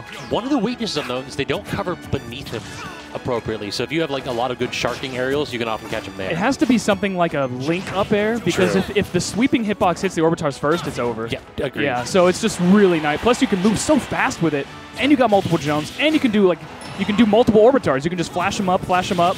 That should be it. Speaking of multiple jumps right there, Glory using those multiple jumps really well to edgeguard Gummy, just force out all the resources and cover any angle he wants with that nair. Yeah, Pit, one of the better edge guarders in this game, mainly because, well, multiple jumps, and also his nair is just, it's like an Ivysaur nair that, like, sends even further out, so it's really nice. It's like an Ivysaur nair on a character that actually wants to be off stage. Exactly, yeah, and a character that can stay off stage a lot longer than Ivysaur, so. And look at this, just perfect, just nice little 1-2s, little bread and butters, and every one of these arrows is tagging off a little bit that Arsene needs. And you know what actually the arrows remind me a lot of is like melee Falcon laser. They just stop your momentum and they force you into awkward spots, going immediately for that I'm not sure. off stage. That's an odd That was a lot of pomp and circumstance for like 7 damage. Sound and fury signifying nothing. Oh, he's done. Speaking of, oh wait, he's gonna try to gun back? No. Wow. Very, very, like, he had no jumps left. That was a relentless edge guard. Just selling out entirely. Glory, every single time Gummy had the opportunity to recover, Glory threw himself off stage and in his way, finally paying off there the last couple stocks. Does Glory come to these often? I've never seen him before. Glory's, yeah, he's been here. He's not like, he doesn't show up every single week, but he's definitely a frequent attender. Granted, I mean, this is a smaller tournament with only a few PR members in attendance, so we get, basically it's like a little mini arcadium we got going here. Players that you don't normally see up at this, you know, winners semis levels, winners quarters, and stuff like that. Yeah, it's a mini arcadium with Pigfish at the top. Yeah, that's the final boss, apparently. Exactly. Does that man walked in the house and the Sephiroth boss music started playing? Yeah, yeah, pretty much, yeah. Or the arms like, oh. So far, I liken the use of Rebel's Guard from Gummy. It's just that I think this is why Glory actually went with regular Pit instead of Dark Pit, because he can actually maneuver those arrows when he sees the Rebel's Guard come out. Yeah, oh gosh. Plus, you get less, they do less damage, so you get less Rebel's Guard for doing them. And you can tag Joker's recovery with them pretty easily. Agreed. When we saw, it's basically like a free 8 damage or so if he's far enough off stage. Drag down into the down smash, good damage, and the second down smash in a row. And then the down so air. Patient. Just waiting out that air dodge. Gummy definitely a little bit preemptive with that option. Yeah, there's only so much Joker can do with Arsene off stage. He basically has the same recovery as Pit. True, actually. And I don't know if he's not really giving, Glory's not really giving Gummy these edge guard situations. These air dodges, he really has to watch those. See, he's going to have to wait out these Orbitars and start up smashing on platforms or stuff, because it seems like he's Orbitaring to platforms. Yeah, he's basically just using the V reversals to land immediately. What is he? Oh, okay. He just did it to stall out. Got it. Oh my god, Gummy, he's at 116. You don't need to do all of that. Oh my god. Charge forward smash. Oh, hold on. This is a regrab situation. No? I guess he went far enough down. I'm also stunned that I don't think we've seen an Arsene like back air hit so far. Arsene hasn't really been doing much for it. That's barely missed that. Yeah, he definitely wanted that to hit. He put it in the spot to cover the most options. He did not cover a get-up attack, but he still cleans it up with the up air to up smash. He tried and true drag down that platform, perfectly positioned for that one. And you can actually pretty much throw Ahas with impunity, because even if you reflex them, they go way off into the distance. So yeah, exactly. The reflection doesn't really matter here. He's just he's more likely to clash with them. And now Glory just kind of like the slow drift. Oh, you're done. Oh, he used his double jump already? He did. Yeah. So yeah, toast. You can see he went for Rebel's Guard there to like maybe if I can get Arsene to pop out, I can recover. But no, Glory is just running the train right now.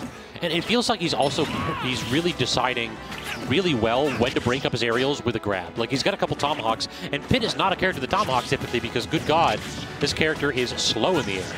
Yeah, slow, but they fall fast enough. It can still be a bit of a mix-up. Plus, they get so much off grabs. And here's the thing, when you have multiple jumps, you can mix up tomahawks. You can do 3 empty jumps. Yeah, just go ahead and keep jumping in front of them until they hit a button. That's the only reason DDD ever lands a hit.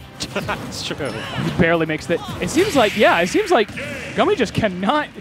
As soon as he gets off stage, it's like he might as well be playing Little Mac. I think he took like 10 damage that entire game, that last stock rather. 34 is what he was on. Wasn't he on 22 when he got the first kill?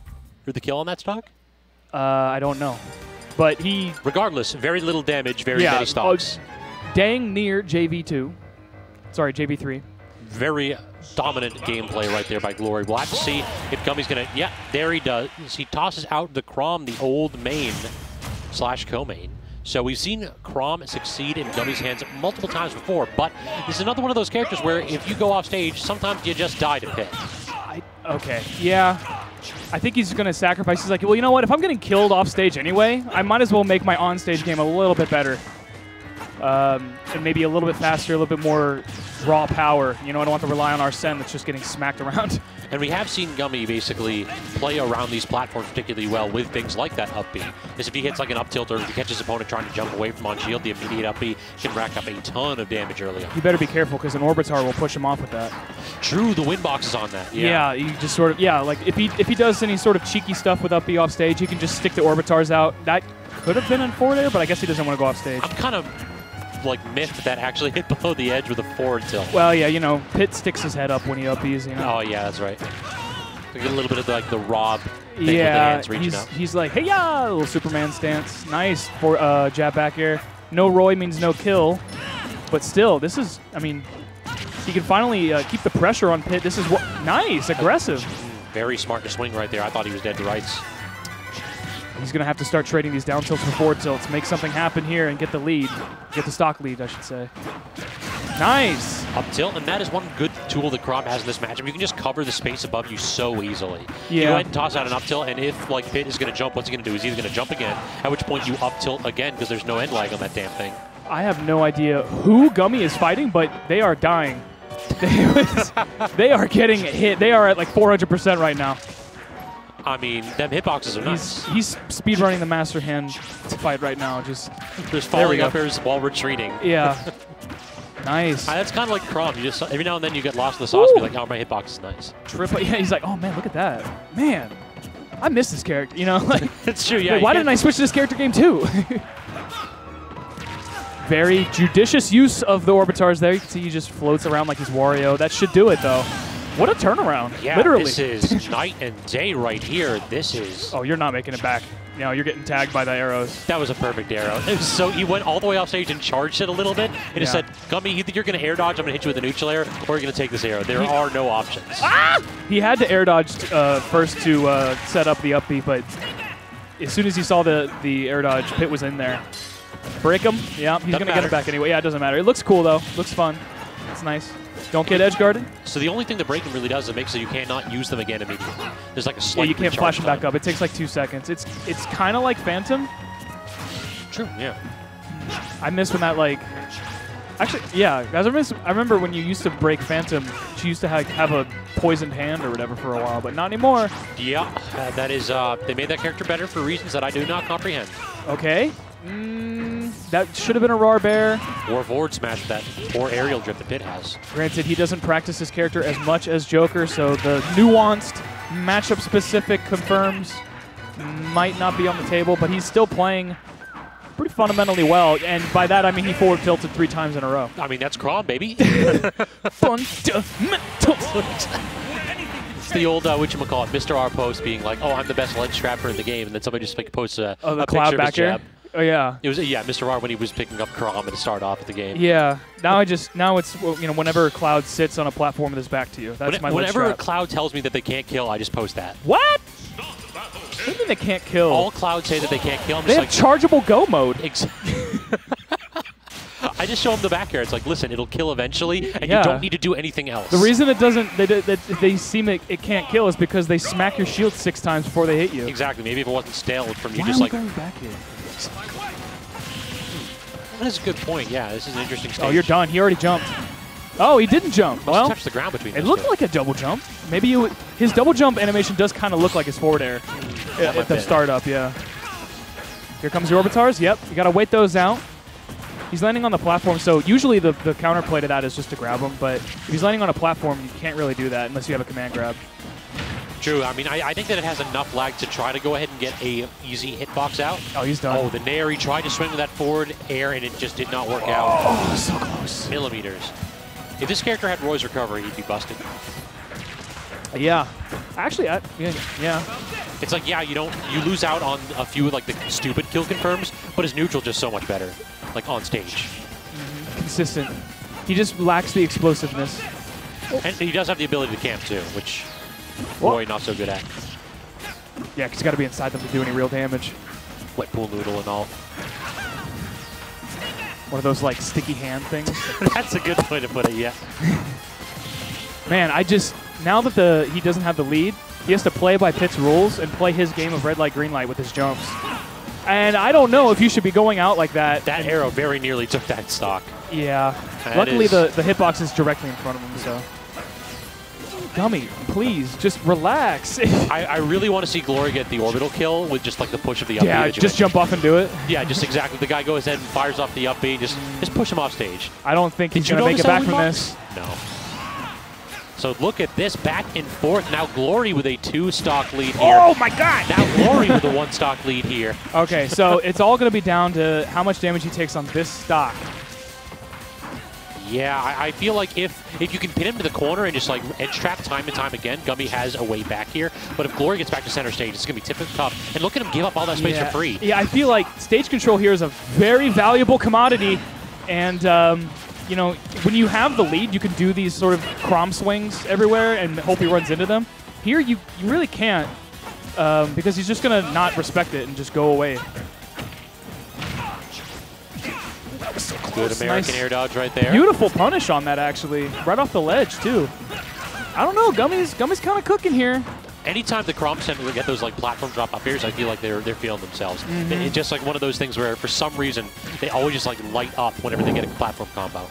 I haven't seen Gummy grab once. He could have ran up and grabbed that Orbitar, but instead he went for jab.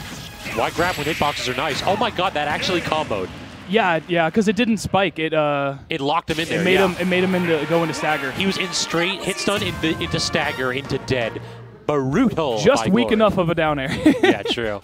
All right, so now I think that's it for you, right? You're stepping up to go ahead and actually. I gotta probably play Gummy now. Okay, so does that mean we're gonna get on stream most likely Pink Fresh versus Glory for winners finals? God damn. One more time. The Pitto? Oh, that would be. I mean, it's not the ZD pit, but Pink Fresh does have a pit. That'd be sick. True. Yeah, I used to play pit. I want to see the Lucas come back. I'm lobbying hard for that Lucas. True. All right, so as Arel Wood steps up to go ahead and play his losers bracket match, gonna go ahead and say give that man a follow. Definitely an underrated commentator in the area. Hopefully you'll see a little bit more of him at the Arcadian, which is coming up in 2 weeks, by the way. That is the 17th.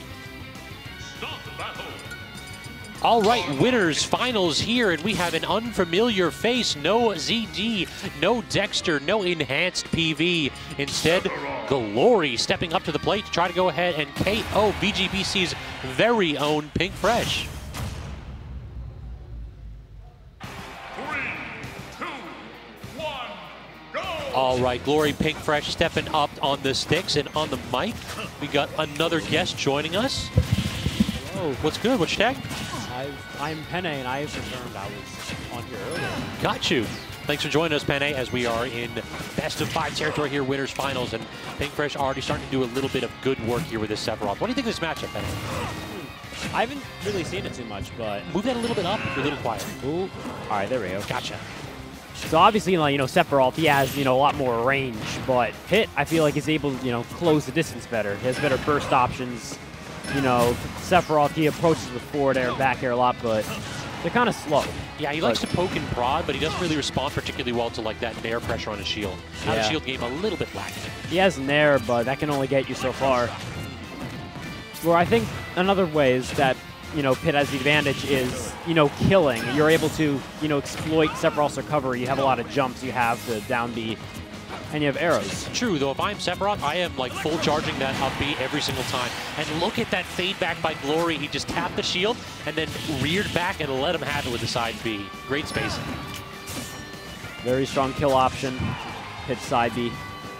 I think that's one of the reasons why Dark Pit, like some people prefer Dark Pit to regular Pit. The side B kills a little bit earlier because the angle's a little better. Or not necessarily, because, you know, if you get someone with Pit's, regular Pit side B, you know, unlike maybe a top platform or when you're in the air, it can just... Oh, yeah. Yeah, it'll kill you stupid early, but... Yeah, True, just more consistent with the I would Dark Pit. personally prefer having Dark Pits down B, side B, though.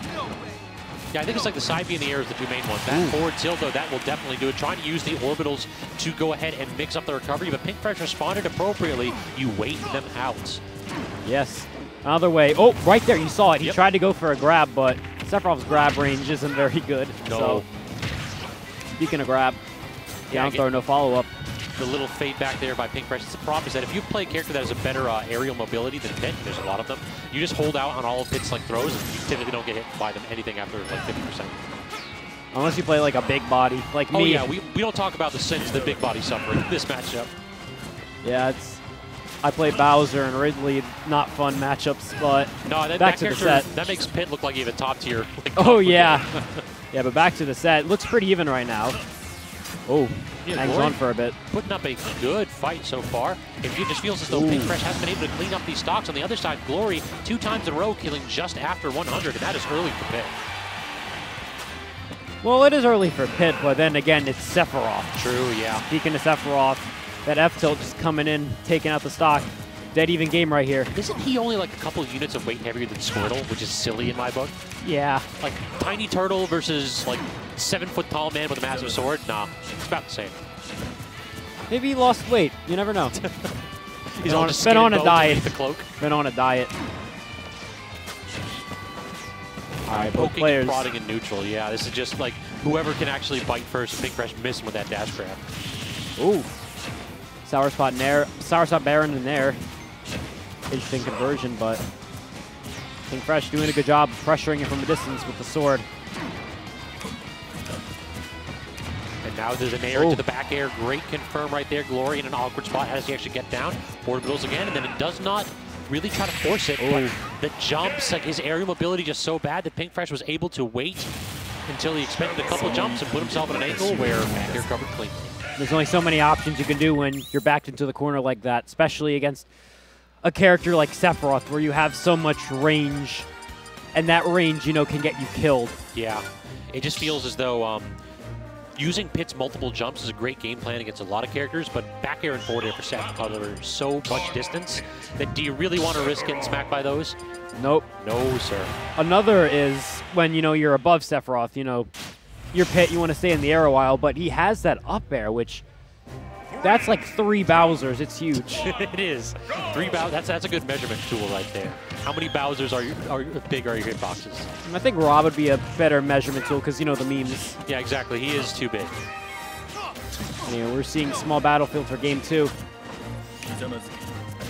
Not sure who has an advantage, you know, on this stage. So it's relatively similar to PS2, but off-stage gameplay is a little bit cleaner because of the way the camera's positioned. And really? on stage, the ceiling's a little bit higher. Yeah, it feels like because of the lips underneath the platforms. Oh yeah, that's what you meant. That's what you meant. Yeah. So you can just see this area a lot easier to edge guard folks. Yeah, characters with wall jumps really benefit a lot from PS2, but small battlefield, you don't have as many options. Anyway, Glory throws him off stage, but Pinkfresh rules, just gets center stage again. Yeah, we've seen Glory go off stage a lot and make get a ton of mileage out of edge guarding his opponent that way. It just feels like he is not really doing a great job against Pinkfresh. I mean, to be expected, his character has a lot more options than one would expect. Pinkfresh waiting it out there. You know, he needs to get center stage back so he can secure a kill.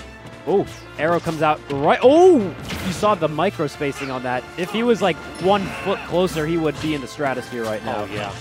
And again, just cannot get back from edge, trying to rely on his multi-jumps, and Pinkfresh is absolutely not fazed by them. Another up smash, not going to do it. No rage this time, so no kill. And now he just kind of... He's kind of fishing right now. Yeah, you're making a little bit of love to that C-stick right there. One of these surely will work. The down air? Oh, no. Pinkfresh was thinking about it for a minute, though. I mean, that Pit's down smash, very little lag. No reason not to throw it out.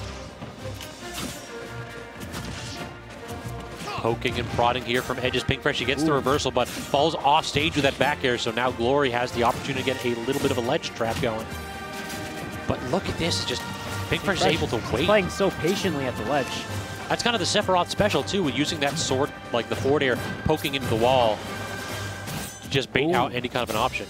I don't know if he wanted that F smash right there, but just waiting on the air dodge down, perhaps. Maybe. I think maybe he misinputted. He wanted an up smash. Could be. I would have done that, but either way, gets the stock. Games are pretty even so far. No players have really just found it like a super explosive opening yet. But it's to be expected of these characters where you want to just play a bit more passively and neutral. Yeah, neither one of these guys are going to go ahead and blow you up and deal like 90 damage off of one string. Instead, they're going to play neutral for a while and chip you to pieces. It's death by 1,000 cuts, no matter which sword does the cutting. I mean, in theory, Sephiroth could do something like that, you know, nair strings into a side B, you know, the Skittles blowing you up.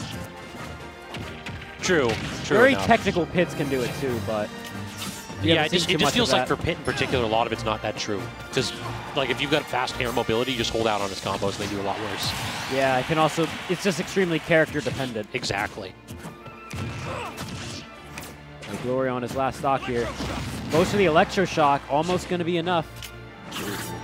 I love that from Pinkfresh. Yeah, just fully charge it. You know that's more disjointed than anything Pit has. And it's such a scary option because even if you think that, oh, I'm spacing around Octoslash correctly, and you're even a pixel off, you're taking a lot of percent. Or you're just dead. Like, I've seen that move, like, get nonsense hitbox and drag you off stage. Like, that's a lot of fun. Yeah, it is. That's one of, like, the coolest things about Sephiroth when you play him. You land, like, a sick Octoslash. It's like, well... That smash not going to do it. Speaking of Octoslash, full shield pressure right there. And look at these ledge regrabs. Pinkfresh completely unafraid by Glory going to punish this. Instead, he's just basically planking until Glory gives up his spot and allows him to get back from ledge for free. One thing I'm interested to see is how Pit's down B interacts with Octoslash.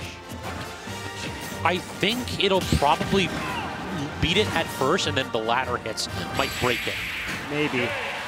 Anyway, Pinkfresh just standing still, throws out the F tilt. I know you're going to be right there. Gets the kill. He's like, I know you're going to be somewhere in this general vicinity. Thankfully, my hitbox covers all of it. Yep. It's like the old, it's like he likes Min-Min because you go ahead and play the distance demon right there. Well, Sephiroth not too bad at that himself. One move that I like to compare to Sephiroth's forward tilt is Belmont's. True, actually. That's a really good comparison. Either forward tilt or even like an aerial, since you can angle his aerials. Well, yeah, you can't.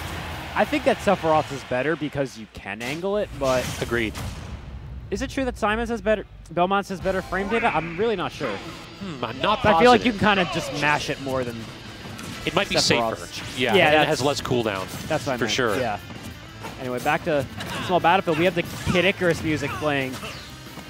Will this give Glory a power-up? And it will have to be a big one since he has to win a couple more games here. We're in best-of-5 territory for winners finals, so Glory fighting for the winner's side of his bracket life. He tries to go for a down air. I don't think I would have killed even if he got the spike. True. He would have put Glory in an opportunity where he can only go directly up again. So it's one of those where it leads to a rinse and repeat scenario, I think. Maybe, but with Sephiroth, it's, you know, there's a lot of startup. It's not like Ivy Swords where you can just spam it and it'll probably hit. True enough, true enough. Few moves are as good as that one for Edgecard. Good trade God. right there. Pinkfresh gets the tip of the sword. He's able to reclaim center stage.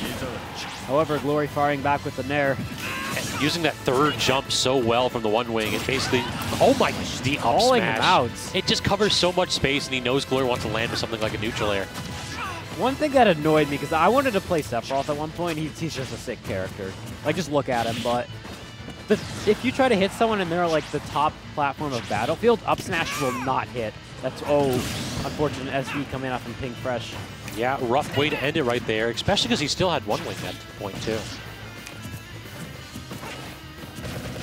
Glory looking to get a combo started, maybe get him off stage.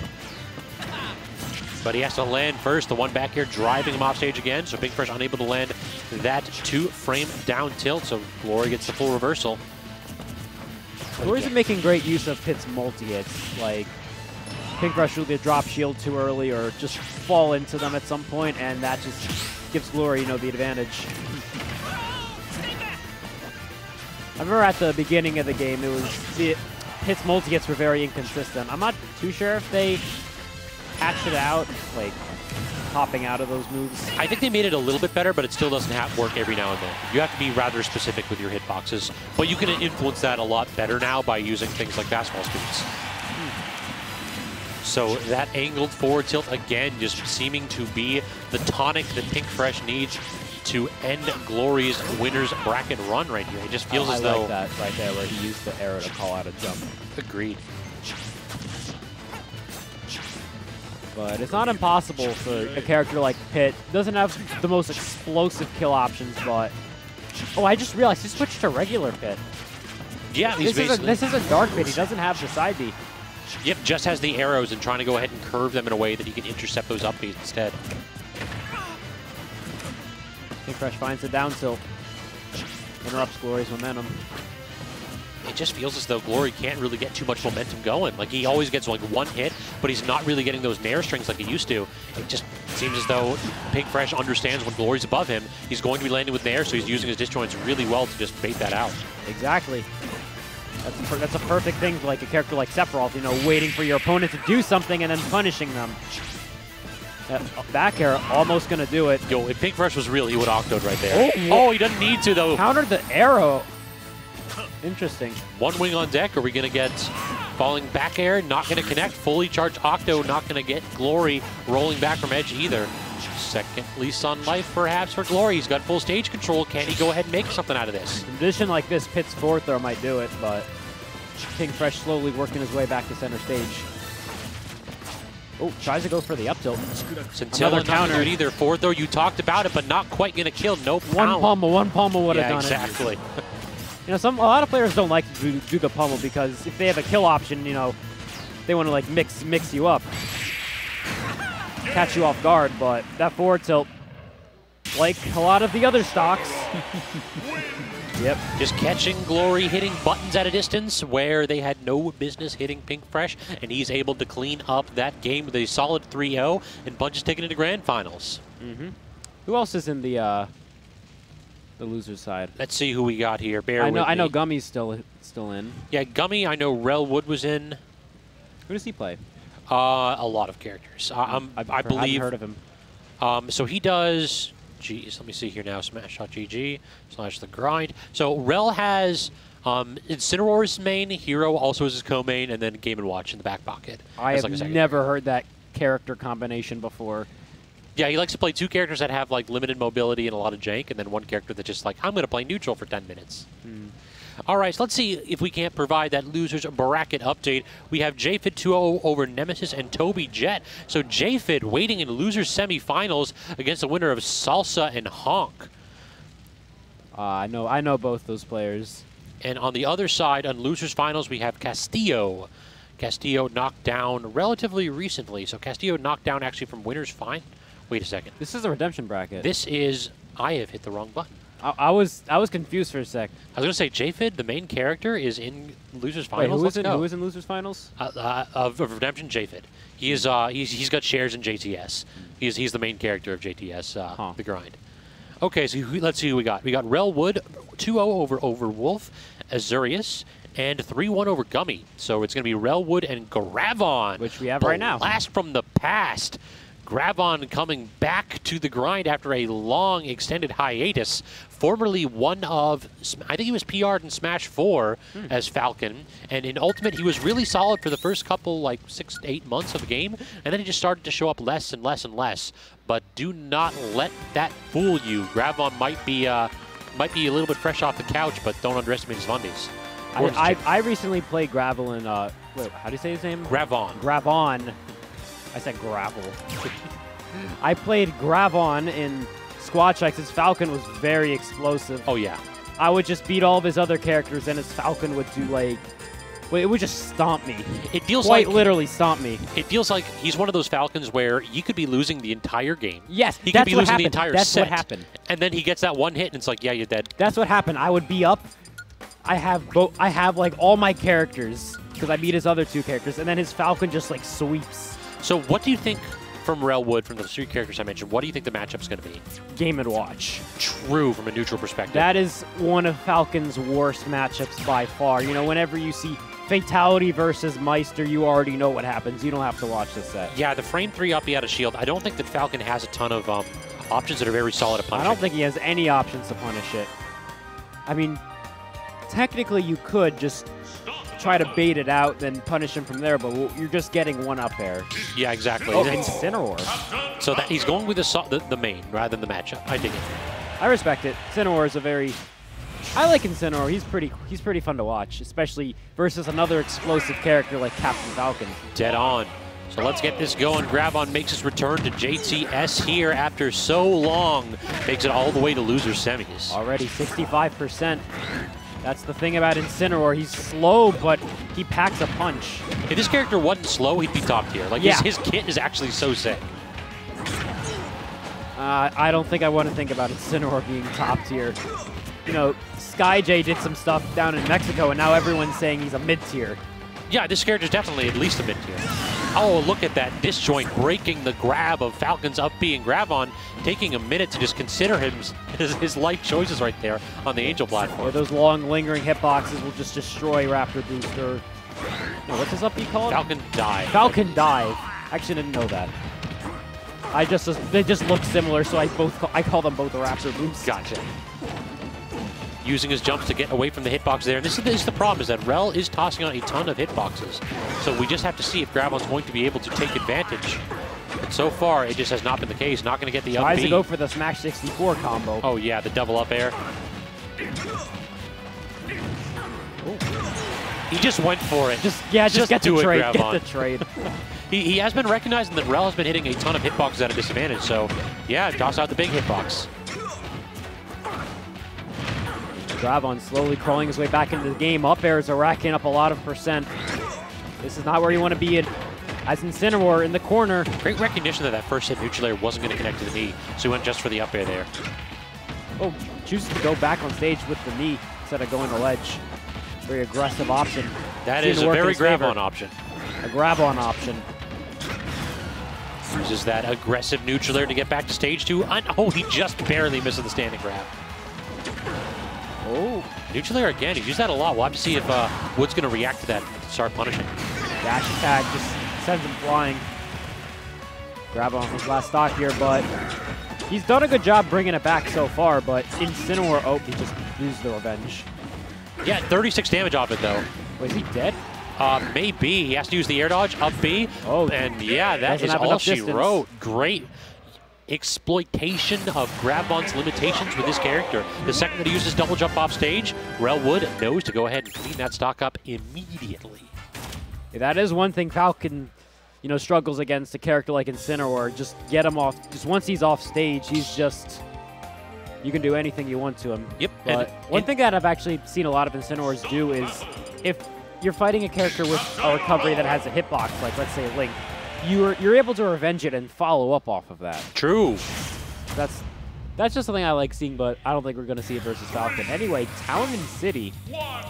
So this is one of those where just Falcon kills you off the side with neutral air at stupid percents. Look at that. He's starting the match up, reacting to that roll and immediately up smashing. Gravon starting to wait out Rel's options, and that is terrifying. Okay. This is also a great stage for Incineroar, you know, a grappler character like him, where he has one of the, if not the best back throws in the game in terms of raw kill power. Yeah, don't try to punish Falcon up smash. Every time they whiff an up smash directly in front of you, it's a bait. Every single time it's just a bait. That move is so little lag and so much pushback, and it's really hard to punish. You can punish it, but you can't. You never can. It doesn't matter who you are. Down tilt forward air from Wood, but unable to connect with anything big after that. Goes for a revenge, but you know, that's one thing I want to see in this matchup. You know, Incineroar gets those revenge. You know, Falcon, he has big explosive attacks, but what happens if Incineroar gets that for himself with the revenge? Like, imagine if he gets that with, like, revenge is a knee.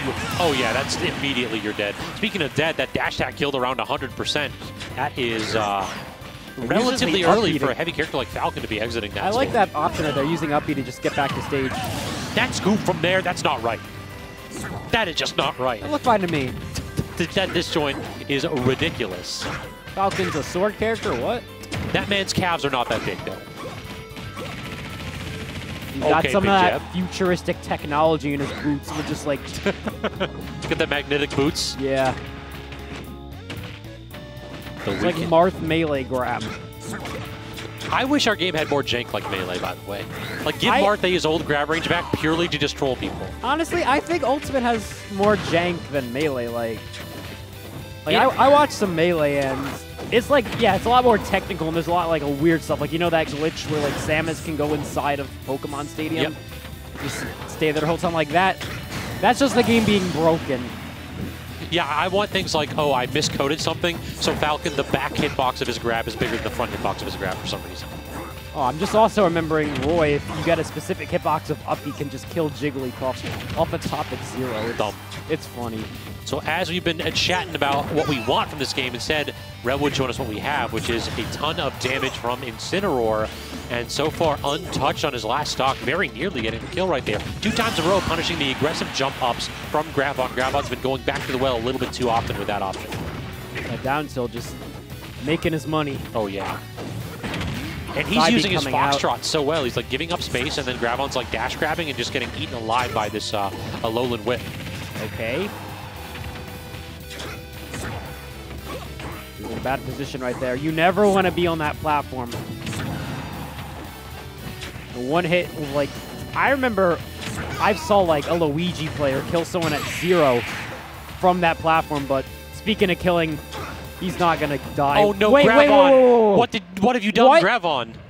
Wait, so he got the knee confirm and then SD'd. Yeah, he went off stage trying to go super low to get the up B when Rel had to use the side B, but instead I think he fast fell a little bit too much and expended his double jump, and that is all she wrote.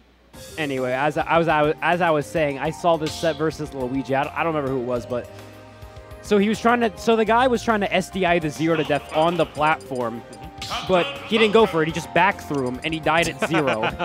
That's hilarious. That is hilarious. That was Luigi me. player That knows happened what's to up. me. Oh no. That was me. Who's the Luigi player? I don't remember. Plank? It was on Wi-Fi. Oh, gotcha. I was gonna say if it was one of the folks here, I thought all the Luigis went extinct in MDVA. I've never heard of an MDVA Luigi. Maybe I'll be the first. Shout out to Plank. That's one of the old school Luigis. I haven't seen him in a minute though. Anyway, back to Town and City. Yeah, definitely not the stage that caused that self-destruct at the end here. So Gravity just says, I need to do better. And he certainly can, I think. 91% on Falcon right here. 108. It's racking up. And dead with the platform drop back air. Great edge pressure from Wood. Wait, oh, misses the knee confirm, but last game looked pretty even, but now it's just Relwood just taking the driver's seat. Wait, I stand corrected. Knee confirmed coming out. That's going to even this game up. That's the problem against Falcon. It's always even until suddenly it isn't. Yep. It is rapidly and Another suddenly not. revenge. Wait, 76. Where did this come from? So Gravon's been using, whatchamacallit, he's been breaking tumble with hitboxes, and Relwood's been using the Alolan Whip so well to just catch him doing things like neutral air out of hit stun. Such a good option. If you know what your opponent's going to do, you can just bait him out, get that damage. And he's also getting a ton of free damage by reacting to Gravon's like fake combos with an up air out of disadvantage. Exactly. When you have that fast options, you can just break the combos. You don't need Luigi's down B. But it sure is a nice tool to have. Yeah. Forward air actually going to do it at solid percent right there. So Gravon looking for a knee confirm right here. That's for dang sure. He's going to need one of those to even this game up. A right foot. Stomp knee? No, he goes for stomp fair. Oh. Now Incineroar has the stomp. Oh, just sour spot in there. But Oh, solid tries to damage. go off stage. Played a little aggressive. Wait, that was a misinput. That was a misinput. Oh yeah, 100%. Once again, one good confirm and Falcon's in the lead. But Relwood knows this, so he's going to try playing extra careful. Using an up B, get some distance. Speaking of up B, Falcon's just whiffs just like that. Yeah, just using it to basically land on those platforms to make it safe. That'll break your shield. Be careful there. Yeah, that move is ridiculous. I think it's invincible at the startup, too. I might be, actually. Not positive on that. Just the first couple frames. Anyway, One more hit will do it. He's trying to use that Throw? aerial drift to go ahead. No way. That's a fake. He actually died. He didn't jump. Oh, good God, Gravon. That's an unfortunate death right there, but great gameplay from OveRWoLF to advance into bracket. And that's the thing about SDing and, you know, a situation like that. You just lose all of your momentum. Agreed. So I believe that puts OveRWoLF in losers finals against, what's his name? Glory, who we just saw lose to Pink Fresh. So let me double check to make sure that is in fact the case. And we are going to see Captain Falcon versus Pit. Interesting. No, OveRWoLF was the Incineroar. Oh, Incineroar versus Pit. So Incin Pit, I genuinely don't know about that matchup. I feel like what'll end up happening there is that arrows will trigger revenges. It doesn't give him a ton of like kill power added to that, but it does allow Incin to rack up just an ungodly amount of damage. In addition, if he ever gets a parry on one of Pit's multi-hits, you can, in that parry, trigger revenge. True. That's definitely something we're going to see exploited. But, you know, using revenge as a way to break the zone versus characters who have projectiles like Pit, you know, that much might save you in the matchup. Because otherwise, you know, he'll just be able to, like, circle camp. Oh, yeah. That's not going to be fun. I mean, the most messed up thing about revenge is the part about it that allows it to stack. Yeah. So if you're going to commit to the projectile game, I'll commit to killing you in one hit. Just watch. And we're seeing regular Pit and Battlefield. I haven't seen this map in a while. It's been just PS2. True, yeah. It feels like nobody like goes on this stage anymore. It's always banned. I like this stage. It's just faster, PS2. You know your opponent wants to do it too. True, and then you're able to go ahead and really shark well using those platforms. Both characters got to do it to each other because they don't have a ton of airspeed, but I definitely feel like Pit will have the better of it with those broad hits. I think it was like Emotionless Passion or Emotionless Person. I couldn't quite say. Never heard this before. But we're already seeing the big strength that Glory has in this matchup. Edge guarding with Pit is going to be so easy if OveRWoLF gets caught out. And as you were talking about earlier, OveRWoLF does have other characters, so if Glory is able to close this out with Pit, you might see a switch. Already pressuring him a lot at the ledge. Just using those like dash dances and foxtrots particularly well with Pit. Yeah, trying to bait out an option. Good recovery from OveRWoLF. You know, he has the revenge. And that is doing 40%. Nuts. Yeah, he earned that. He hit them buttons real good. He needs it. He needs it. He unironically does need it, but still, I can still complain about it. Yeah. He might have died there. If Oh, if he had a jump, he might have made it back. Yeah, I actually, it felt like that was a no-win situation. Like, even though Glory hit him, he was dead either way. I want to see a 3-stock. I want to see a 3-stock. I don't know. I feel like Incin just kind of trips into a kill right here. He can, but I still want to see it. Nah. Yeah. Anyway, OveRWoLF gets the forward air, takes the stock. So I've made jokes about this with OveRWoLF and a few other Pit players. K-Rool basically just has all of Pit's moves, but like with armor on them. So you see like K-Rool's neutral air, it's super good. His forward air is super good. And like pretty analogous to K-Rool. It's like they've got the DLC moveset. And even have the down smash that has the splash effect. Nintendo copying their own homework right there. Yeah. It is interesting to think about characters, you know, with similar moves. Like how Mario's back air and forward air, you know, K-Rool just has it but in reverse. True, actually. Imagine if there's that for Mario. Like, if Mario forward air was just Mario back air, he would be the best character in the game. Yeah. You don't even have to do RARs. You don't even have to do RARs. Good God. Like, that like, retreating Mario. Oh, my God. That feels... I'm going to need a minute. To comprehend. That's 3 deaths and 3 edge guards for Glory. OveRWoLF going to need a new game plan if he wants to hang around in this game. It just felt honestly, like... he can counterpick to a walk-off. We might see a better result. Maybe. Alternatively, we should do that. We should do that, a walk-off only bracket. Oh my God! I've actually lost to a walk-off in tournament before. Really? Yeah. Back in the day in Brawl, Castle Siege used to be legal and had a walk-off. I remember that. Yeah. So I've been walked off before. Not a fan. Not a fan. I was playing in the Ridley Rumble tournament, and you know I play Ridley, so I'm one of the stages. It's like it can be a walk-off some of the time. Yep. You can kill them so easily with like side B. It's funny. So you did talk about the counter pick option, and Hero has come out to play. We'll have to see if this gives OveRWoLF a bit more game off stage here. Already 2 buffs. Stacking up the buffs. Oh my god.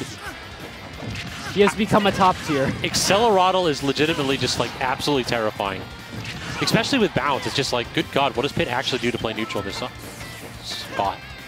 One thing I've always wondered is, so for some reason, Charizard's Flare Blitz will be countered by bounce. I don't know why. But other reflectors don't. That is messed up. I don't know why that is. I have to look that up. I was thinking about it earlier. But anyway, he has, I believe, Psych Up on him right now. One good hit should do it. And then another bounce. That's such a valuable tool in the matchup. That's what Glory wanted to do. Stay away, shoot projectiles, but you can't. He did it instinctively right there. Yeah, he must hit B button. That is just an instinctual reaction. Exactly. Press the B button. All Pit mains want one thing. Using the actual upward angle on that. So that isn't a good angle that the side B can cover. The problem is it just takes up a ton of MP. And yeah, I was gonna say it works, but you could do better options. At what cost with this MP It's funny. That's why he did it. Speaking of MP, Rowood's kind of low. He needs to get some hits in. So even if he hits shield, he gets a little bit back. But yeah, it's just like that. Burning it all in a psyched up. Yeah, go ahead and get that 8-point magic burst. The down smash Pit's down smash won that interaction. They both had the same idea. The air dodge beaten out by another neutral air. He's used his double jump, so has to recover low. And Glory, great edge trapping so far. Rel never getting back to center stage for free until he pulls out the Monado. Side B. That's just going to do it. He gets psych up every time he comes back from a stock. Yeah. Whenever anyone's in the Angel platform, Relwood's coming back with a psych up for him. Just used it on the forward air. Kaboom! Busted projectile. Honestly, if any other character had Kaboom, it would be like, they'd be a top tier. Oh yeah, Kaboom and Magic Burst are 2 of the best moves in the game. Don't at me. I play Bowser, so I can just ignore Magic Burst. You're literally, Tough Guy Armor allows you to walk through it. It's really funny. True, I don't think your recovery can though, right? Your recovery just dies to it. Maybe? I haven't been in that situation much, but back to the game. Glory 160%. He doesn't even need Psych Up or Next hit should do it. Yeah, this is potentially a up throw kill too, in maybe 5 or 10 more percents. Or a side B. I've never seen side B kill. Good God. Like the weak side B. I haven't seen that one kill. Zoom, can we guess correctly? We can. Anyway, the counter pick seems to be working. But Glory, don't count him out. Yeah, just like that. Kills him with the spike. Even. Dead even. Whack. Yeah, that's it's so slow moving that, and plus Glory has the reflector. I would not be surprised if he just never gets that hit. I've seen some heroes like do whack and like off stage, then they throw their opponent into the whack. True, that would be sick if he actually the classic Twitter clip. Anyway, speaking of clips, no double jump, no double jump, and no zoom. He finally gets it in the that must be so scary. Zone. That must be so scary. Like knowing that, okay, I could have tried going back with my regular RP, but I'm going to fish for zooms, and I think he air dodged. Yeah. Or he didn't have his jump, but that was one of those where the sparks looked blue to me, so that typically means he should not have died in that spot. Yeah, so I don't expect to see like Pit's forward air killing that early. So one thing folks may not know is that if you use a move that shifts your momentum, like the air dodges, when you're in the magnifier, that can't kill you because it actually, at the start of it, it moves your hurt box closer towards the blast zone if you're trying to air dodge in.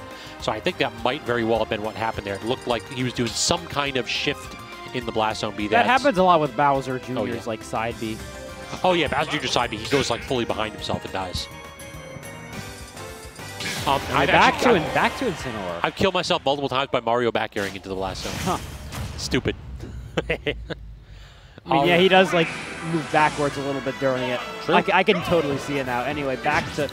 Oh, we got the vanilla Smash Ultimate theme. Still a banger, though. And it is a banger. So Rel basically saying that my counter-pick character was not a counter-pick, so let me just try to kill you in fewer hits. I definitely feel like if he has a game plan here, if he can just win neutral like 3 times, he will win this game. And so far, he won neutral twice. He went from 30 to 90. And now he's waiting out the neutral airs and catching them with a Alolan Whip, which is the recipe for success. Basically, if your aerials are not going to be guaranteed to hit Incineroar, don't throw them out. That's one thing I was worried about. OveRWoLF going off stage because one reverse edge guard, and that's it. Point blank range arrow. Hilarious that led to all this damage. One jab. Oh, if he found the single jab in the back, that would have been cool, but OveRWoLF closing it out. With the confirm. Tries to go for revenge. Glory knows you're going to do it and just backs off. So far, just the neutral's been so much tighter here. It feels like he's really he's responding to Glory rather than Wood being Did he just forced to armor stop through things out. the arrow? Yeah, there's a little bit of armor on the up B. Not a ton, but enough. I don't see that too much. We're barely living the forward smash. He's off stage right now. If he can make it back, he has that revenge, which could lead to a lot of percent. Up air not going to do it either. Oh, Grab's going to take it away. And he's taking the requisite 17% or so to lose that revenge. Oh, no. Oh, no. The air dodge. That's so unfortunate. However, he has been playing this game a lot better than the first one. We could see Roe would take it, but I don't think Glory wants that to happen. Yeah, I just feel like it's so hard to call a winner right here, given that Glory's used to killing relatively early with those edge guards. I mean, if he gets one of those, it just may very well be curtains for Wood's tournament run. Wood has taken the percent lead. One good hit will do it now. Revenge. Gets the revenge forward air, catches out immediately. Solid damage, but no chance that had a kill. Glory taking a sweet time at the ledge. Ooh, gets hit by the Nair, though. Or now Glory wants to... I am stunned that got him. Yeah, I did not expect that to catch him, but... Max distance right there. He needs it. This and other lies we tell ourselves. Anyway, how much is the next one going to do? 33! Yeah, one button, 33%. I dig it. Hey, Bowser's neutral B does the same thing, but he doesn't need revenge. Imagine if they gave Bowser revenge. Silly. I don't want to imagine that one. I want to imagine that. That sounds like fun. Anyway, OveRWoLF has the stock lead here. Yeah, and now he's just playing super patient. He's allowing Glory to toss out as many arrows as he wants, because if he's playing on the platform, it's hard for Glory to get those angles. And if he's not playing on the platform, well, revenge is a thing. And Glory is getting scared. He's tossing out less projectiles when Wood is able to stand firm and toss out that revenge. I mean, I would be scared if I have to approach a tech it. Oh, he Incineroar missed the easy tech. That might cost him. Down throw, but the DI out. Glory wise to them shenanigans. Don't touch me. Immediately hitting that move, proving arrows not safe on hit that close up. Backer almost going to do it. He's one good hit away. However, Glory gets him off stage in a bad situation. Then, doesn't matter. OveRWoLF takes it with the forward air. Platform drop forward air, definitely one of the B and B options for Incineroar. You can catch people jumping up, catch neutral get up. Even if you fade back with it, can catch roll. Yeah. That's also, that's an option just a lot of characters have. True, yeah. Especially useful in Incineroar where you don't have that much landing lag. So you can follow up with another attack if you miss or shield. Anyway, we are going to be going to... Looks like back to small battlefield. Someone's Just a music counterpick. Oh, the music counterpick. Wait, Tekken? Tekken music is solid. This is a good one. What we got? Okay. Oh, I think this is okay, this one earlier that I didn't know.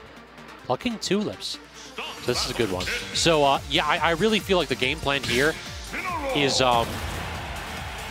Glory needs to stop just falling into OveRWoLF's Alolan Whip. He had so many of those for free because when OveRWoLF had no opportunity to actually get hit, he would toss out a neutral air and use it as a landing option, and Wood would just perfectly space the Alolan Whip to cover landing. You cannot toss out air and hitboxes. You cannot mash against Insane.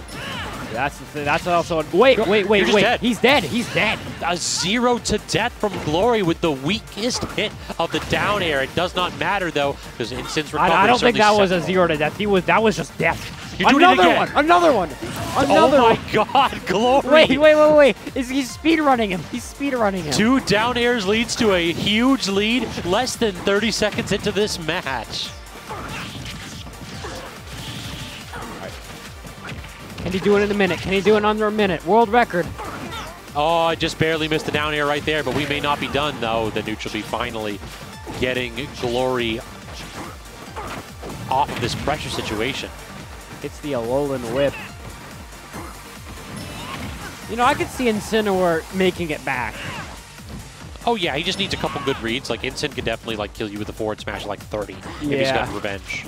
That's a move we haven't seen too much. You know, all of his smash attacks. Wait. Oh, protects it. And armors through the down smash, only to fall into a forward smash. I love it when multi-hits don't work. Yeah, except for when you're the character with the multi-hits. Anyway. You chose this. Gets the stock right there. Glory's looking just... You know, he doesn't need to approach. He can just play as passive as he wants. Yep, we're going to jump around and do arrows every now and then. And yeah, what do you got for me, Rel? Trying to bait out an option. Dash attack finally does manage to cover that landing, but again, Glory using all of his jumps to just make sure he can land for free and land that up smash. What a dominant game for. It looked like I love that handshake. I love that handshake. That looked like a secret fist bump. Definitely one of those, like, yeah, you caught me. Good stuff. Anyway, one thing that I wanted to bring up earlier is that, yes, Glory was getting hit a lot by the Alolan whips, you know, powerful command grab, but at the same time, he was also getting hit by, you know, down tilt forward air a lot. That's something you want to shield and punish. So it's definitely just a very stressful game of rock, paper, scissors. Yep, you never know if Incin's going to go ahead and go for the dash grab or if he's going to go for the whip, both of which beat out your shield, or if you're going to try to shield that down tilt. At max distance, it's kind of safe for a character like Pit that doesn't have the best burst options out of shield. But when he goes for that combo move, it's like Diddy's down tilt. It has to be closer, not to the tip of it, but to the central middle part of it. Yeah, like Roy. Dead on. So that means that we are going to be getting a run-back Glory versus Pink Fresh in Grand Finals. Another Pit versus Sephiroth. Perhaps? Though Pink Fresh just plays a lot of characters, but... Yep, could be the Sora, could be the Min Min, could be the Lucas. Lucas. I want to see Lucas. Could be the Byleth, too. I think you brought that out on Tuesday a little bit. I mean, imagine he just picks, like, Ganondorf. So I haven't seen that one. Wolf? He has a Ganondorf? I haven't seen him play that one on stream. Okay. He has a Bayonetta. He has a Zero Suit. Bayonetta, I've seen him play on stream. Bayonetta, Zero Suit. Well, yeah, I know he was a Bayo main in Wolf, Smash 4. Lucas, Byleth, Sephiroth, Sora. I've seen like 8 or 9 characters. Might as well just pick random at that point. He basically plays Fighters Pass 2 and a few people other mixed in. Yeah, but we're just going to see the Sephiroth again. So the first set looked pretty dominant in Pink Fresh's favor, just spacing, you know, baiting out all the options.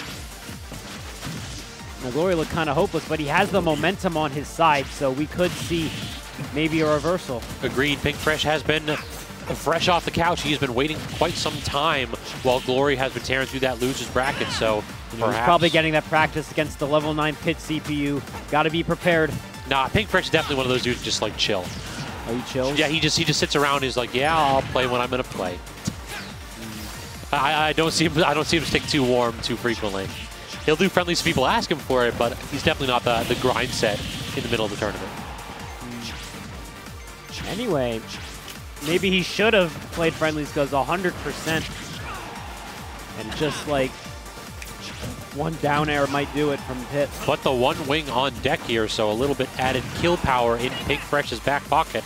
Waiting out the orbitals, but no, not trying to land on platform was Glory. Up air. That's one thing we haven't really been seeing from Glory. Like, yes, we've seen him spike people off stage with down air, but, you know, it also confirms into half of his moveset. Yeah, down air up smash being the easiest kill confirm right there for sure. You know, Pink Fresh evening it up. Yeah, one wing just feels like it changed quite a bit. Giving Pink Fresh another extra tool to combat Glory's multi-jumps. Oh, he read the air dodge, gets a forward throw. Almost going to do it. And yes, he's sticking with the Pit in this matchup because, you know, you can't really challenge Sephiroth off stage. However, if you have a projectile that can do it for you, you're going to want to take that. Yeah, it basically forces the full charge on Octo or the preemptive firing off of it. Just decides to go to the other side. I don't like the right side. We'll play on the left. The problem is that, like, Pit can do that, but he's not quick enough to do that and take advantage of another character's slow mobility. Barely living that forward to 182. Sephiroth breathes on him, he will die. Ooh, tries to call out a jump with the up air. Interesting option. I could imagine just going for like something like a forward throw right there, but doesn't matter. Loses the stock. Oh, I hate that so 40%. much. It's so much damage, so demoralizing to try to be lead trapping them, and then they just fade back with a fully charged Octo. It's like, okay, oh, wait. sure. You saw that right there, that up air. If that was the sweet spot, it might have done it. Anyway, down smash going to do it. One of hits fastest options. Actually, that 40, I'm surprised that hit. I thought PinkFresh had outspaced it, but ever so slightly off. It's got pretty good range. Don't underestimate Pit. I mean, like, compared to Sephiroth, it's nothing, but he's still got some range. Whoa. Yeah, the hold double up. platform reset there on the drag down. Very nice option for Glory. Wait. Okay. I want to see that interaction using the down because I think it has a win box at the start. That might interfere with Sephiroth's recovery. So I want to see it, but I don't know if it's happening. So anyway. It does have a win box on startup, but yeah, I'm curious if that would be enough to knock away the momentum of the Octo Slash. Yeah, PinkFresh just sniped him out of the air with that forward air. We've only really seen him kill with moves like F tilt. Yeah, F tilt back here. That seems to be the recipe for success here. Scintilla also not really playing that big of a role for PinkFresh. Nair, forward air, racking up. Glory's got to do something if he wants to stay in this game. Tries to go for Hail Mary side B. Oh, the up tilt also not going to connect. Great use of the orbitals there. And it looks like he's using like the run cancel tilts. Sick Tries to options go for for PinkFresh. down B, call something out. Might as well once you're up that much, but don't count Glory out. Just going to find the dash attack. He's going to do it. Trying to go ahead and poke away, but gets him actually to jump away from that, but not getting the sweet spot of the up smash. PinkFresh off stage. Glory continues the combo. Another Interesting grab. pivot grab right there, too. Look how slow this match has gone. We are 2 minutes and 30 seconds left. Oh my god. It just feels like because it's just basically no neutral November is done. These two, that's all they're doing is they're just playing neutral here. Neutral November. Oh, the up tilt, the scoop on that, large enough to call out Rool from standing positions. Perfect positioning coming out from PinkFresh, knowing what he's going to do and being ready for it. I think Glory did a lot better this game than in the previous set. I agree. I feel like PinkFresh is, he's definitely a difficult player to take out. You have to show him something new. That's always the problem. It's like if you do not adapt, he will read you. He will make sure that he is putting in the correct options that just put you in the ground. So we saw Glory adapt a little bit. He forced PinkFresh to his last stock, couldn't quite get the W. So now the question is, do we have another wild card here in Game 2, or is PinkFresh going to slowly start adapting to Glory's adaptations? I don't know. You saw that last game versus OveRWoLF where he just took 2 of his stocks in like 5 seconds. Oh, yeah, exactly. That might happen again. You never know. Wait, okay. So that's something that he could definitely do is he could go off stage with, like, repeated arrows. Wait. He's dead for that? Oh, no, he couldn't get barely. the down air. That was very risky on both players' parts. Every time I see somebody, like, fully he wants to kill him, throwing him off stage again. Arrows. He needs 2 arrows. He needs 2 arrows to force him into an awkward spot. He's always getting the 1, but not the follow-up. All right, 1 wing is out. That's just going to make it even harder to edge guard him. Yep, the 3rd jump, definitely a solid resource for PinkFresh. This game is very aggressive so far. You know, especially compared to the last one where like almost, it went to like a minute and a half, I think. Oh, tried to fish for the down air, but I might have done it if he got the spike. PinkFresh just unable to land those forward airs 2 times in a row. Glory left without resources, but speak of the devil, now PinkFresh lets Glory back on stage, and he manages to claim the first stock here, and at a pretty healthy percent, too. Oh. Well, I guess it wasn't healthy enough, was it? Yeah. He's off stage right now. That's just where Glory wants him to be, off stage, because, yeah, he's made it back pretty successfully every time, but that is, I feel like, the main way Pit wants to kill Sephiroth. Definitely. Feels like Sephiroth has the neutral held down, so Pit needs to get those explosive kills off stage, because if you're just going to try to out-on a Sephiroth, you're going to lose. Oh, point blank arrow. Not safe on hit. Great back here. Hops back on stage with the forwarder. Wait. Okay, I would have expected a down throw, maybe try to follow up off of it, but that sounds like a nasty DI mix-up. Either it's a kill throw or it's a kill confirm off of down throw. True, yeah. Oh my God, for the the full shield break, yeah. Watch them feet right there, says Pinkfresh, but unable to go ahead and connect. That arrow, like, grazed his back. I love how much respect Glory's giving to Octo Slash. A lot of players that aren't familiar with the matchup will try to pressure it from a distance where they'll get sucked in by one of those big old hitboxes, but not so for Glory. Good matchup knowledge. Yeah, like me. I just want to end him. Oh yeah, same for me. It's like, oh, you're at edge. This is advantage state, right? No. Oh. Again, the sliding forward tilt, barely not going to claim the stock at 100%. And you're seeing that kill differential come out there. Down smash gonna do it. That's exactly what Glory wants. You know, those hard call-outs, kill him with the smash attacks, get the lead. You know, one thing that he hasn't done in the last game or the previous set is, you know, keep the lead. So hopefully we can see that from Glory, because the first stock in this game, you know, he had it for a bit, but then just got called out with a back air. That's just what both characters want to do. You know, they're in the lead, then they just want to play neutral. But when they're not in the lead, they need a hard call out to kill you. Yeah, Sephiroth has been struggling to get out of disadvantage and get back to center stage. And that time, the side B calling out the forward tilt, actually. Fresh left and that went off. Yeah, a lot of lag on that tilt and more than enough for Glory to claim the stock. So a 2-stock game 2 from Glory.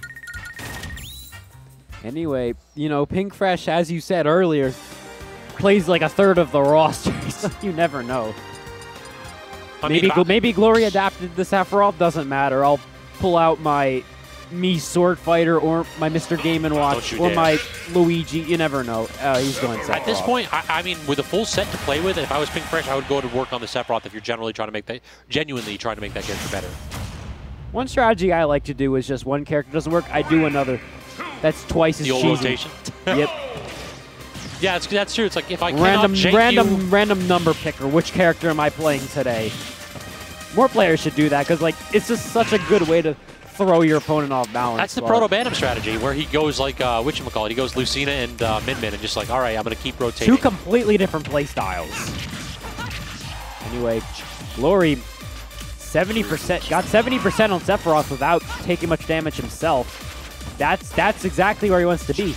But how long can he keep the lead for? One wing is out.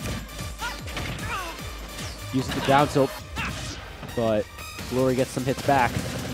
And now it's kind of like what we're seeing in that first game, or excuse me, second game rather, where Glory, when he was pushing his advantage state so hard against Pinkfresh, they just never gave him the chance to land. And now he claims a stock? No, actually he does. He got the tumble animation. I never tell, like, when characters don't have a scream in that tumble animation, I can never tell if they're actually dead. You know Roy's scream for that? I love it. Yeah, Roy's definitely a good one. Showing you that like Pit's too. Pitt is an ungood character at heart. Okay, he says, the old illiterate. For those who don't know, he screams, I don't know how to read. I never learned how to read. I never learned how to read, Exactly. Yes. Flexing his 3rd grade education right there. Yep. Do they have an education in heaven? Like, do you get educated? Apparently not. And they gotta start funding the Heaven's public schools a little bit better. Oh, anyway, he calls him out with the down smash. Just gonna take it. Great option right there from Glory, and this is looking like he now understands the matchup really well. Anyway, don't underestimate Pinkfresh. You know, he can bring this back realistically. No one shield break or anything like that. Have you seen a shield break yet? No, it's no, not yet. We had that one down smash, which was close, but not quite. The problem is I feel as though Pinkfresh is never really touching Glory's shield. He's never really, like, chipping it away. Like, and Sephiroth doesn't really have the tools to do that. Yeah, so you kind of just, if you want to get that down smash, you got to do some conditioning beforehand. Yeah, you either need to do some conditioning or you need to, like, catch them over using that tool. Because I believe that you need a little bit of charge if you want to get, you know, the full shield break. Yeah, can't shield break from 0. Anyway, Glory had just a lead, but it's slowly disappearing. Oh my God, Flash. He did everything right and still died. Hold on. Fit's up B a little bit too slow to get around that Octo. Rapid Jab, ship some damage. You need a lot more than damage. You need to stop Pink Fresh from reversing you. He gets like 3 nairs in a row. Luckily that move doesn't do too much damage. Gets a shield grab.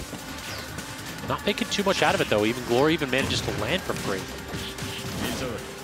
But one wing is out. Oh no. So now Sephiroth will have 1 wing for the rest of the game. Like this does not run out.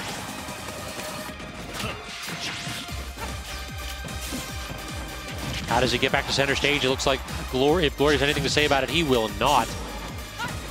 Very tense situation for both players. Can I prevent him from getting a comeback? Can I get a comeback? That's a little bit over-eager on that up smash. I don't know if that would have killed, and it just gave Pink Fresh so much momentum here. 98%. This is kill percent for Pit and Sephiroth now. Oh! And that's great adaptation right there, knowing he's going to try coming back to ledge. My down smash is going to be there before he can grab on. And Pit just saying, that was easy.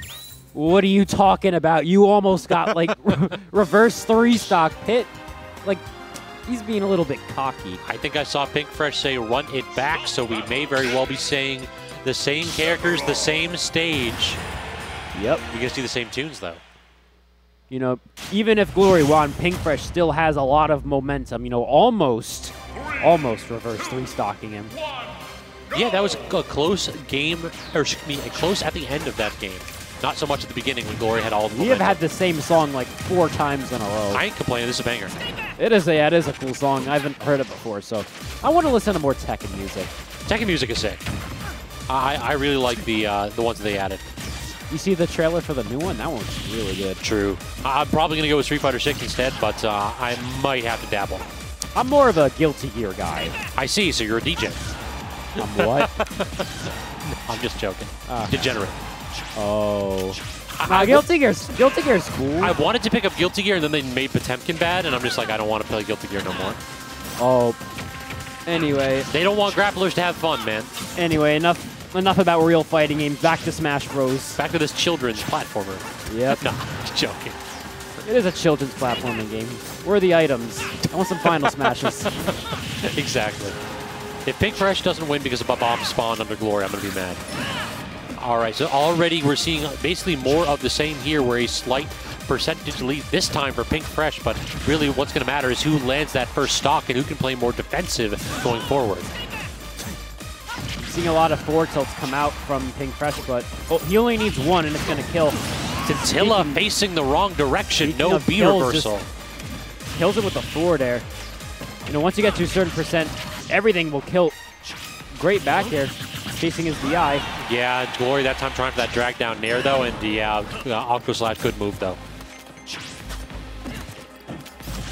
He tried to A-land. Was that a get-up attack, or did he try to A-land or something? I think he did get-up attack, but that was beautiful spacing on the landing up air from Pink Fresh. I haven't seen that move used like that very much. And there are I know a lot of Sephiroth mains, and they don't do that. Not too much for sure. Try to wait that out for the down air. You know Glory was thirsty for that one right there. Down tilt picks him up off the 2-frame, but unable to connect with any of those neutral layers. That allows Glory to get back to center stage first. Just the down tilt. Oh, he was looking for that. I might have done it. You never know. True. Anyway, 1 wing. Yeah, I mean, with 1 wing, you can go ahead and threaten an explosive option to potentially claim a stock, but I guess he thought he had a triple jump left, but no such luck. Well, that's going to be huge for Glory. He needs 1 more game to secure a spot in Grand Finals, too. Well, no, actually, he's in the losers bracket, so he has to win another set. That's what I meant, yeah. Oh, gotcha. 1 more game to get that. Gotcha, to get the racket reset. I misunderstood. My apologies. I should have just said back and reset. That was my apologies. Anyway, rapid jabbing the shield. This is not back throw. Okay, yeah, he knows. So if you ever DI back throw in, you deserve to die at 70. That will kill you. Did you see that wave land? Yeah, it was pretty nice. Anyway, poking him with the down tilt. Up throw. He's looking to kill him off the top. Yeah, it's one thing with Sephiroth is that if you are ever if you don't know the directions to DI his throws, you just die early for no reason. Glory making the most out of his percentage lead. Look at this, already at just about a kill percent. Tries to go for it all with that side B though, and Pink Fresh not going to give up that for free. He's not able to close this out. This could be bad for Glory. Oh, goes for a hard read. But he actually, like, he jumped over the down tilt, which is funny. Anyway, gets the second up smash. So we've got a reset. I don't have the air horn here. J-Dog, where are you? Hey, I want an air horn. Sounds like fun. Yeah, J-Dog actually has an air horn app on his phone purely for bracket resets. The man is a professional commentator. You want to get one real quick? I do not have the time. No air horn. Let me do it. I'm doing it. The Xanadu Wi-Fi is awful, so good luck though. I'm getting it on YouTube. Hey, what is this song? I did not actually see the selection. The first result was 10-hour air horn. Oh, good God. Some people are bad people, and they play that for 10 hours to make noise. All right, so bracket reset. We are sticking with the Sephiroth here. So Glory, what is his? I just noticed that his tag is what? Gloggy. Gloggy.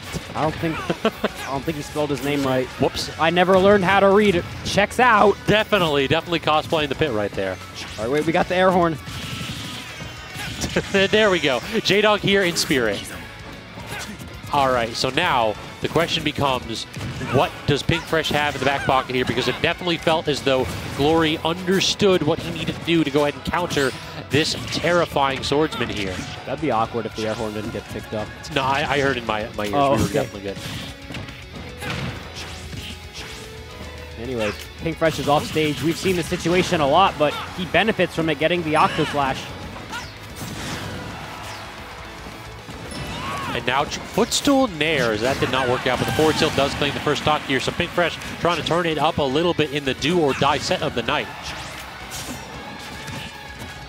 That drag down almost worked. I don't know what hitbox that was, and apparently neither did Pink Fresh because he was not ready to react with the grab attempt. Oh, another forward smash. You know, just throw him out. That's not actually a bad strategy with Pit because, you know, they're very fast, they're disjointed, and they don't have much lag.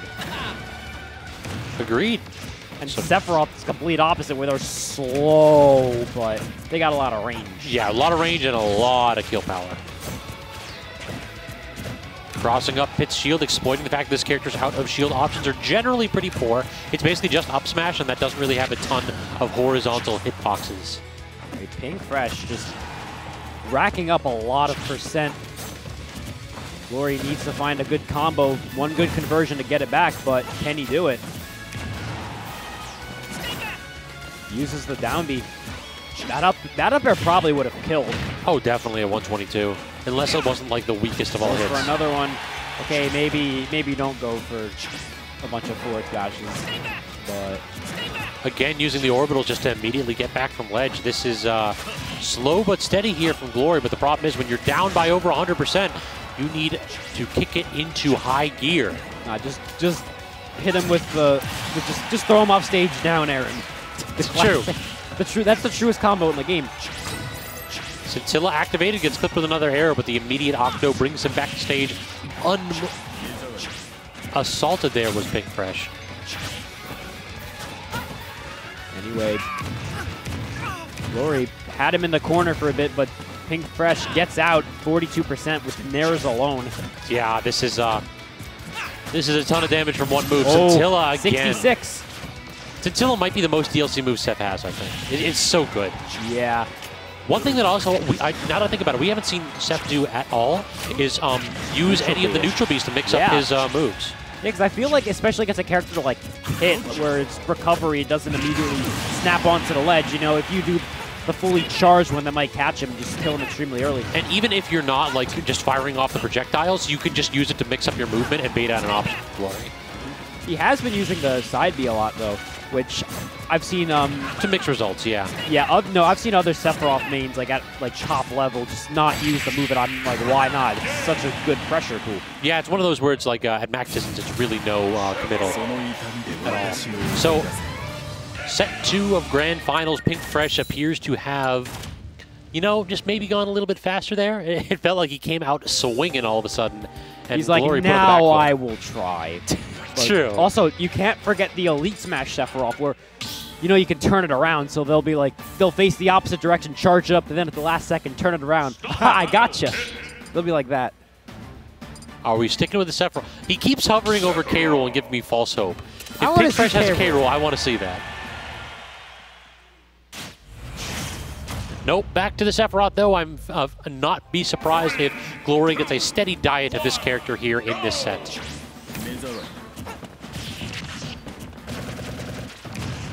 And starting off pretty solid, 35 damage thanks to the assist of that side B single orb.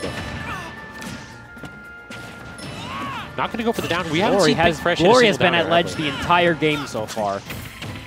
Jab. You don't see that move too much. Dorouge, thanks for hitting us up for that Prime subscription. I do hope I'm pronouncing that properly.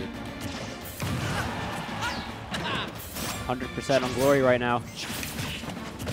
Oh, these Pink neutral Fresh layers are just wasn't approaching for a bit, but Glory just ran up and nair. It feels like Pink is really trying to drop shield in between the nairs and get a parry off, but those have just not been successful. Even if you get a parry, you're Sephiroth. Yeah, what are you going to get out of it other than a nair? Well, a nair, yeah. Might as well just wait and do nair. True. Maybe he's practicing. All roads lead to nair. Oh my god, the bait. That was so sick. He ran up the shield, said, okay, I'm going to bait like I'm dash grabbing. Glory reacted appropriately. He jumped out of it, and then Pink had the fade back air. That was entirely baited out. Yeah, the last set was just for data. Perhaps here, but he's definitely turned up not just in his gameplay speed, Tomahawk but in the grab mind games. coming out. I feel like we haven't seen too much, especially from Sephiroth, where his grab range is very limited. Oh, the arrows. Wait, oh, you're just totally dead. Finally. Holy heck, what a snipe from Glory. Like, he's got him off stage with arrows a lot before, but that was the first time it's been able to close the stock. Like I said, he needs a 2. 1 ain't enough. I got to get 2. Wait, he's off stage again. Okay, he knows that he wanted that grab, so just throws out an air. Did he fall with a neutral air there? It just looked like the hitbox barely came out. Still enough to clip Glory and put him into an awkward spot. Not sure. Just he's following these fades from Glory so well now. Yeah, if you're able to read their DI and space accordingly, Sephiroth just feels unstoppable.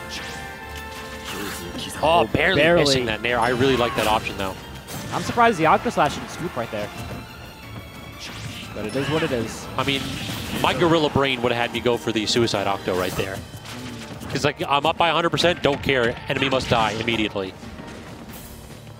That is funny, because, like, it'll kill you first. Like, you can cheese people at 0 with that. Oh, definitely. I've seen Ned do it before. Yeah, and Pink Fresh is definitely one of those types of players that loves going for suicides when he's up. I mean, but when you're even, that's what? That's just, like, that's the combo under, like every Sephiroth combo video, there's at least 60 of those Octo Slash finishers. At least 60. Very true. Finds the back air. Glory kind of finding his way back in the game. True, he just has to secure the stock. That's a big just thing. Like that, back air. Exactly, that back air actually just barely catching out what looked like the forward air attempt from Pink. Yeah, that's one thing that we haven't really seen too much, you know, trying to trade with Sephiroth rather than respecting it. Maybe playing more aggressive is the option here. More buttons, always the solution. Anyway, he's taken the lead. There's him off stage, uses the down beat, gets out of that situation. Down here actually safe on Pink Fresh's shield thanks to the rise plus the immediate jump back to Glory. Finds the back air. But again, it feels like whenever Glory tries to come in from like a full roll distance with that neutral air, Pink Fresh is able to get the fade back air every single time. Glory got to go ahead and clean those up. Like you can do it from a distance where Pink can't react to it, but not from one where he can just like immediately get the fade back air. He went super deep for that forward air. Good God. He really wanted it. I mean, even if he missed, he definitely could have made it back. True, yeah. Maybe going for another one. That's the power of the one wing. When you get that triple jump, your burst options off stage are incredibly extended. And let's see, what's the music counterpick this time? Fire Emblem. Let's go. I love Fire Emblem. What we got? We're going to see 3 houses? Duty. Awakening. Okay. You see the new Fire Emblem game? With whatchamacallit, the Colgate mascot as the main character? Yes! Can't believe I can play as my favorite toothpaste. Yeah, I saw that character model. I'm just like, done. I'm an old school Fire Emblem guy. Like, I dug it when it was like more into the turn-based tactics, more like an Advance Wars style game. But yeah, I haven't been digging the latest few. I feel like the gameplay just changed too much for me. I like 3 houses. I'm on my 2nd playthrough right now, but I definitely want to try out a lot of the older ones if they're ever ported. I don't know if I can say it, but the E word works very well for them. Anyway, dead even game right here. Exact down to the 0% right here. And Pink Fresh just breaks that with a forward air. All right, so now the question really is going to be, what is Glory's response here? 2-0 straight from Pink Fresh after a pretty solid win in the first set. Is that fifth gear here too much for Glory to handle, or can he answer back? You have to go to gear 6. Wonder if that's going to be a thing. You got to see here. So the down throw into the up air, DI mix-up catching Pink Fresh relatively early. Yeah, I talked about that earlier, how like, if you DI out, you could die from forward throw. DI in, down throw up there. So it's always the mix-up and not quite a good reaction there. So now Glory, the first forward tilt lands at Pink Fresh. Look at that, he fully extended, trying to go off stage. Just trying it out. Yeah. You can definitely break it, but all it does is basically make it so we can't use it for like 2 seconds. I saw earlier, and I think Glory's playing earlier, but if you break the downbeat, hit is plus. He can, you know, react first. Yes, true, actually. We saw that in the game versus Fiji, where the downbeat broke and he was able to go underneath him and up smash. Yeah, if your move lingers for a little bit, he can immediately just, like, the animation for the breaking isn't particularly quick. Yeah. Or isn't particularly slow. I believe Fiji hit it with a forward smash. Anyway, hey, back to this game. Rapid Jab is going to stack up some percent. Oh, great spacing right there coming out from Glory. Oh, double jump saved by Pink Fresh. He has learned. Not going to catch him without that double jump in that spot again. Grabs through the downbeat. So this is the problem. Neither of these characters really have good out-of-shield games. So we see it time and time again where Glory's able to fade back after tapping Pink's shield in the neutral air, and then Pink will like forward air Glory shield and Glory can do nothing about it. Neither one of them have the tools necessary to like counter the other character's best tools in neutral. Yeah, it's like Newton's Cradle. It's just going to happen over and over again. Just ping-pongs back and forth. Yep. Oh, catch him great with the forward fair. air. Just the immediate fall down, recognize the Pink Fresh is trying to go low and then Octo back. Pink Fresh really wants this game. You know, just one more and you're done. Go home for the night. Ooh. Uses the down air. I mean the down tilt. Sends him up. That's what a lot of Sephiroth moves are really good for, like putting you in a situation where you can get a kill rather than just getting a kill. Agreed, yeah. They put you in awkward spots where basically if you react poorly, then the Sephiroth can react to your option and kill you. But a lot of them, yeah, they don't link into each other. They're more just like they set up disadvantage. Pink Fresh going for a down B. You're dead. Drag down. Wait. That's it. Great kill by Glory. He faded back and he fast fell that just to get that drag down. Yep. That was easy. Yeah, don't lie to yourself there. No. He's the next game he's gonna get 3 stock. Sorry, Pit. I mean, we've seen Glory do it before. Maybe. Final Fantasy? Well, okay, there we go. We're doing the Sephiroth theme Final now. Fantasy? Oh my god. We got the boss music coming here. Oh no, but honestly, Pit has some of the funniest lines in the game. He does, yeah. Yeah. It's definitely a lighthearted, like, whatchamacallit, comedic character. And then there's Sephiroth, where it's the complete opposite. Yeah. You have the comedy relief versus the actual villain, the man who killed Mario. I saw this funny edit of the Mario movie trailer where Mario was jumping at Donkey Kong and then it cut to Sephiroth stabbing him. That's great. Anyway, speaking of... So now the boss music is out for perhaps the boss battle to end the set. Pink Fresh certainly does not look like he's playing around anymore. You remember the Sephiroth challenge? No, what was that? Okay, so when Sephiroth first came out, like, if you wanted to get him, like, I think a day or 2 early, you had to, you had to fight him. I remember that. It was like the juiced up spirit. I don't remember if it was, like, beefed up or anything like that, but I remember there was, like, people trying to get the world record on it with, like, Mii Brawler's up B or something. Mii Brawler's up B kills stupid early, so that's a great character for it. Chrom side works too. Anyway, Glory getting the first stock, and I don't think the boss music's helping him out. Does not look like a Glory's playing really well here. A little bit of a bigger dose of arrows, The chorus is coming in. Maybe he was waiting for that. Potentially, when the Latin comes in, then you know you're in for a troublesome spot here. No, he needs that and the 1 wing. That's true, yeah. 1 wing. One wing plus plus chorus equals victory. So Basic math. Glory's caught on that you can intercept the end of Sephiroth's Octo Slash with the arrow, and he's really using that quite well here. And then he gets the parry into the forward air. Great kill. Glory with a 2-stock lead all of a sudden. Honestly, he's just running all over Pink Fresh. Boss music or just, no boss music? No yeah. boss music. Now Pit's the boss. Up smash not going to work. It just gives plenty of time for Glory to react and respond. Octo Slash certainly going to force him out of that pressure spot, though. Catches him with the forward air. You know, Pink Fresh, he needs one more game to win the tournament, but he's down a stock right now, and Glory seems to be on fire right now. Yeah, Glory definitely not going to make this easy for Pink, but one wing back on deck, so Seth has to make the most of this, and he does, and he misses the tech, and we are going to Game 5 of Set 2. I didn't expect him to just go for the back air like that, but we haven't seen that so far. Neither did I, but also I didn't expect Pink Fresh to miss that tech. He is usually so good in those spots where you have to react really quickly. Oh, wait. Sonic? Oh man. We're going to see it, the Pink Fresh Sonic.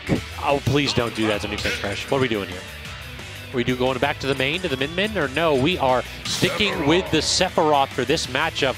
Pink Fresh confident in his villainous Here's victory. what happened. Here's what happened. Sephiroth, he got some AirPods. He's deciding, I'm going to listen to Sonic music. That's what I'm listening. What kind of music would Sephiroth listen to? His World? I don't remember this one. Now, Pit would listen to Sonic music.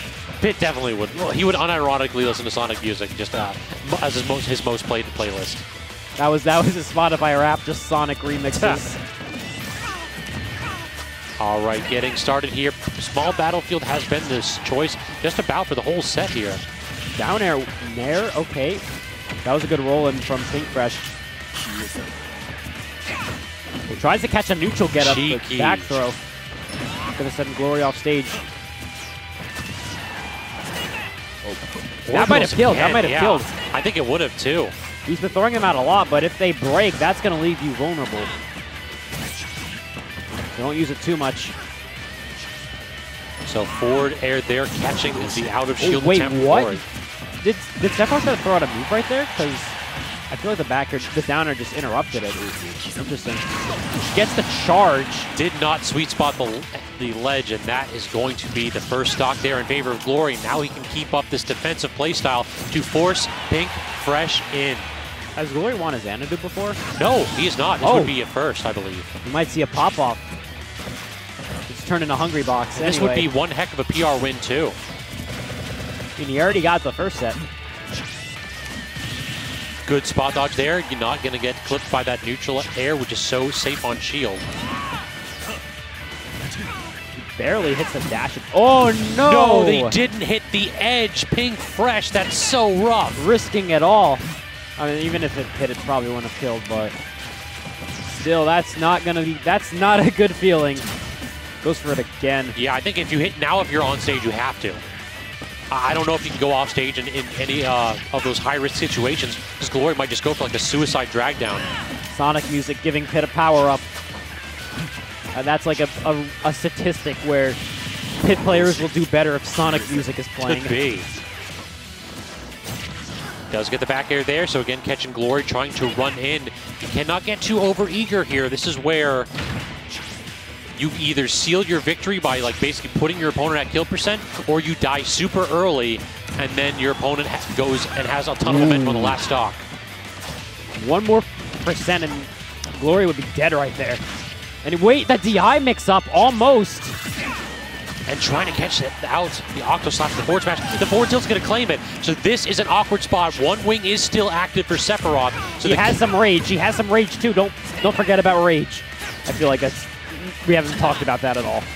This is when you change the tempo if you're Pink Fresh. You go ahead and try to go as fast as possible to try to counter Glory's slow speed, and you try to catch him unable to react. Back air, almost. Arrows, wait. Oh, no, if he held that a little bit longer, that would have been it. Glory needs one more hit. So does Pink Fresh, theoretically. Oh, wait. Did he get it with the drag down? He got him with the drag down. Glory, what a win right there. Pink Fresh unable to get the triple jump out, unable to get the forward air stick ledge. That drag down from Glory, sealing perhaps, I believe, his first Xanadu victory at the grind. His first Xanadu that I've definitely seen. My God, what a performance from Glory. That was some great adaptation. Yeah, it was. After like going down 0-2, the reverse 3-0 in the second set of Grand Finals, what determination and mindset. Yeah, just slowly seeing him figure out the matchup. I can exploit you in this situation. You can't punish me in this situation. I think that maybe if Pink Fresh switched early on, maybe it would have had a different result, but either way, both players playing extremely well. And even though he had, Glory had all the momentum in that last game, Pink Fresh almost brought it back. Definitely. I mean, it just felt as though that is a statement win, showing that not only can I hang with, but I can beat PR players. And next time you're doing the PR panel, you got to go ahead and consider this young man. So, y'all, we got to go ahead and give shout-outs to one more of our Tier 1 subs. I believe that's Rargar. I'm probably mispronouncing it. You probably are. Ragar, maybe. I have no idea. I'm so bad. Let me try. All right. We got there.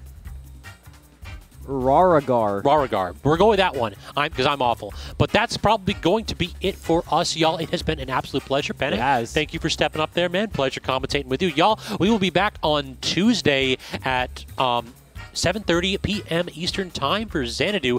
We've got Melee on Wednesdays, FGC Thursdays, and then Friday we're back for the grind. So catch us next week. Until then, catch y'all later. Peace.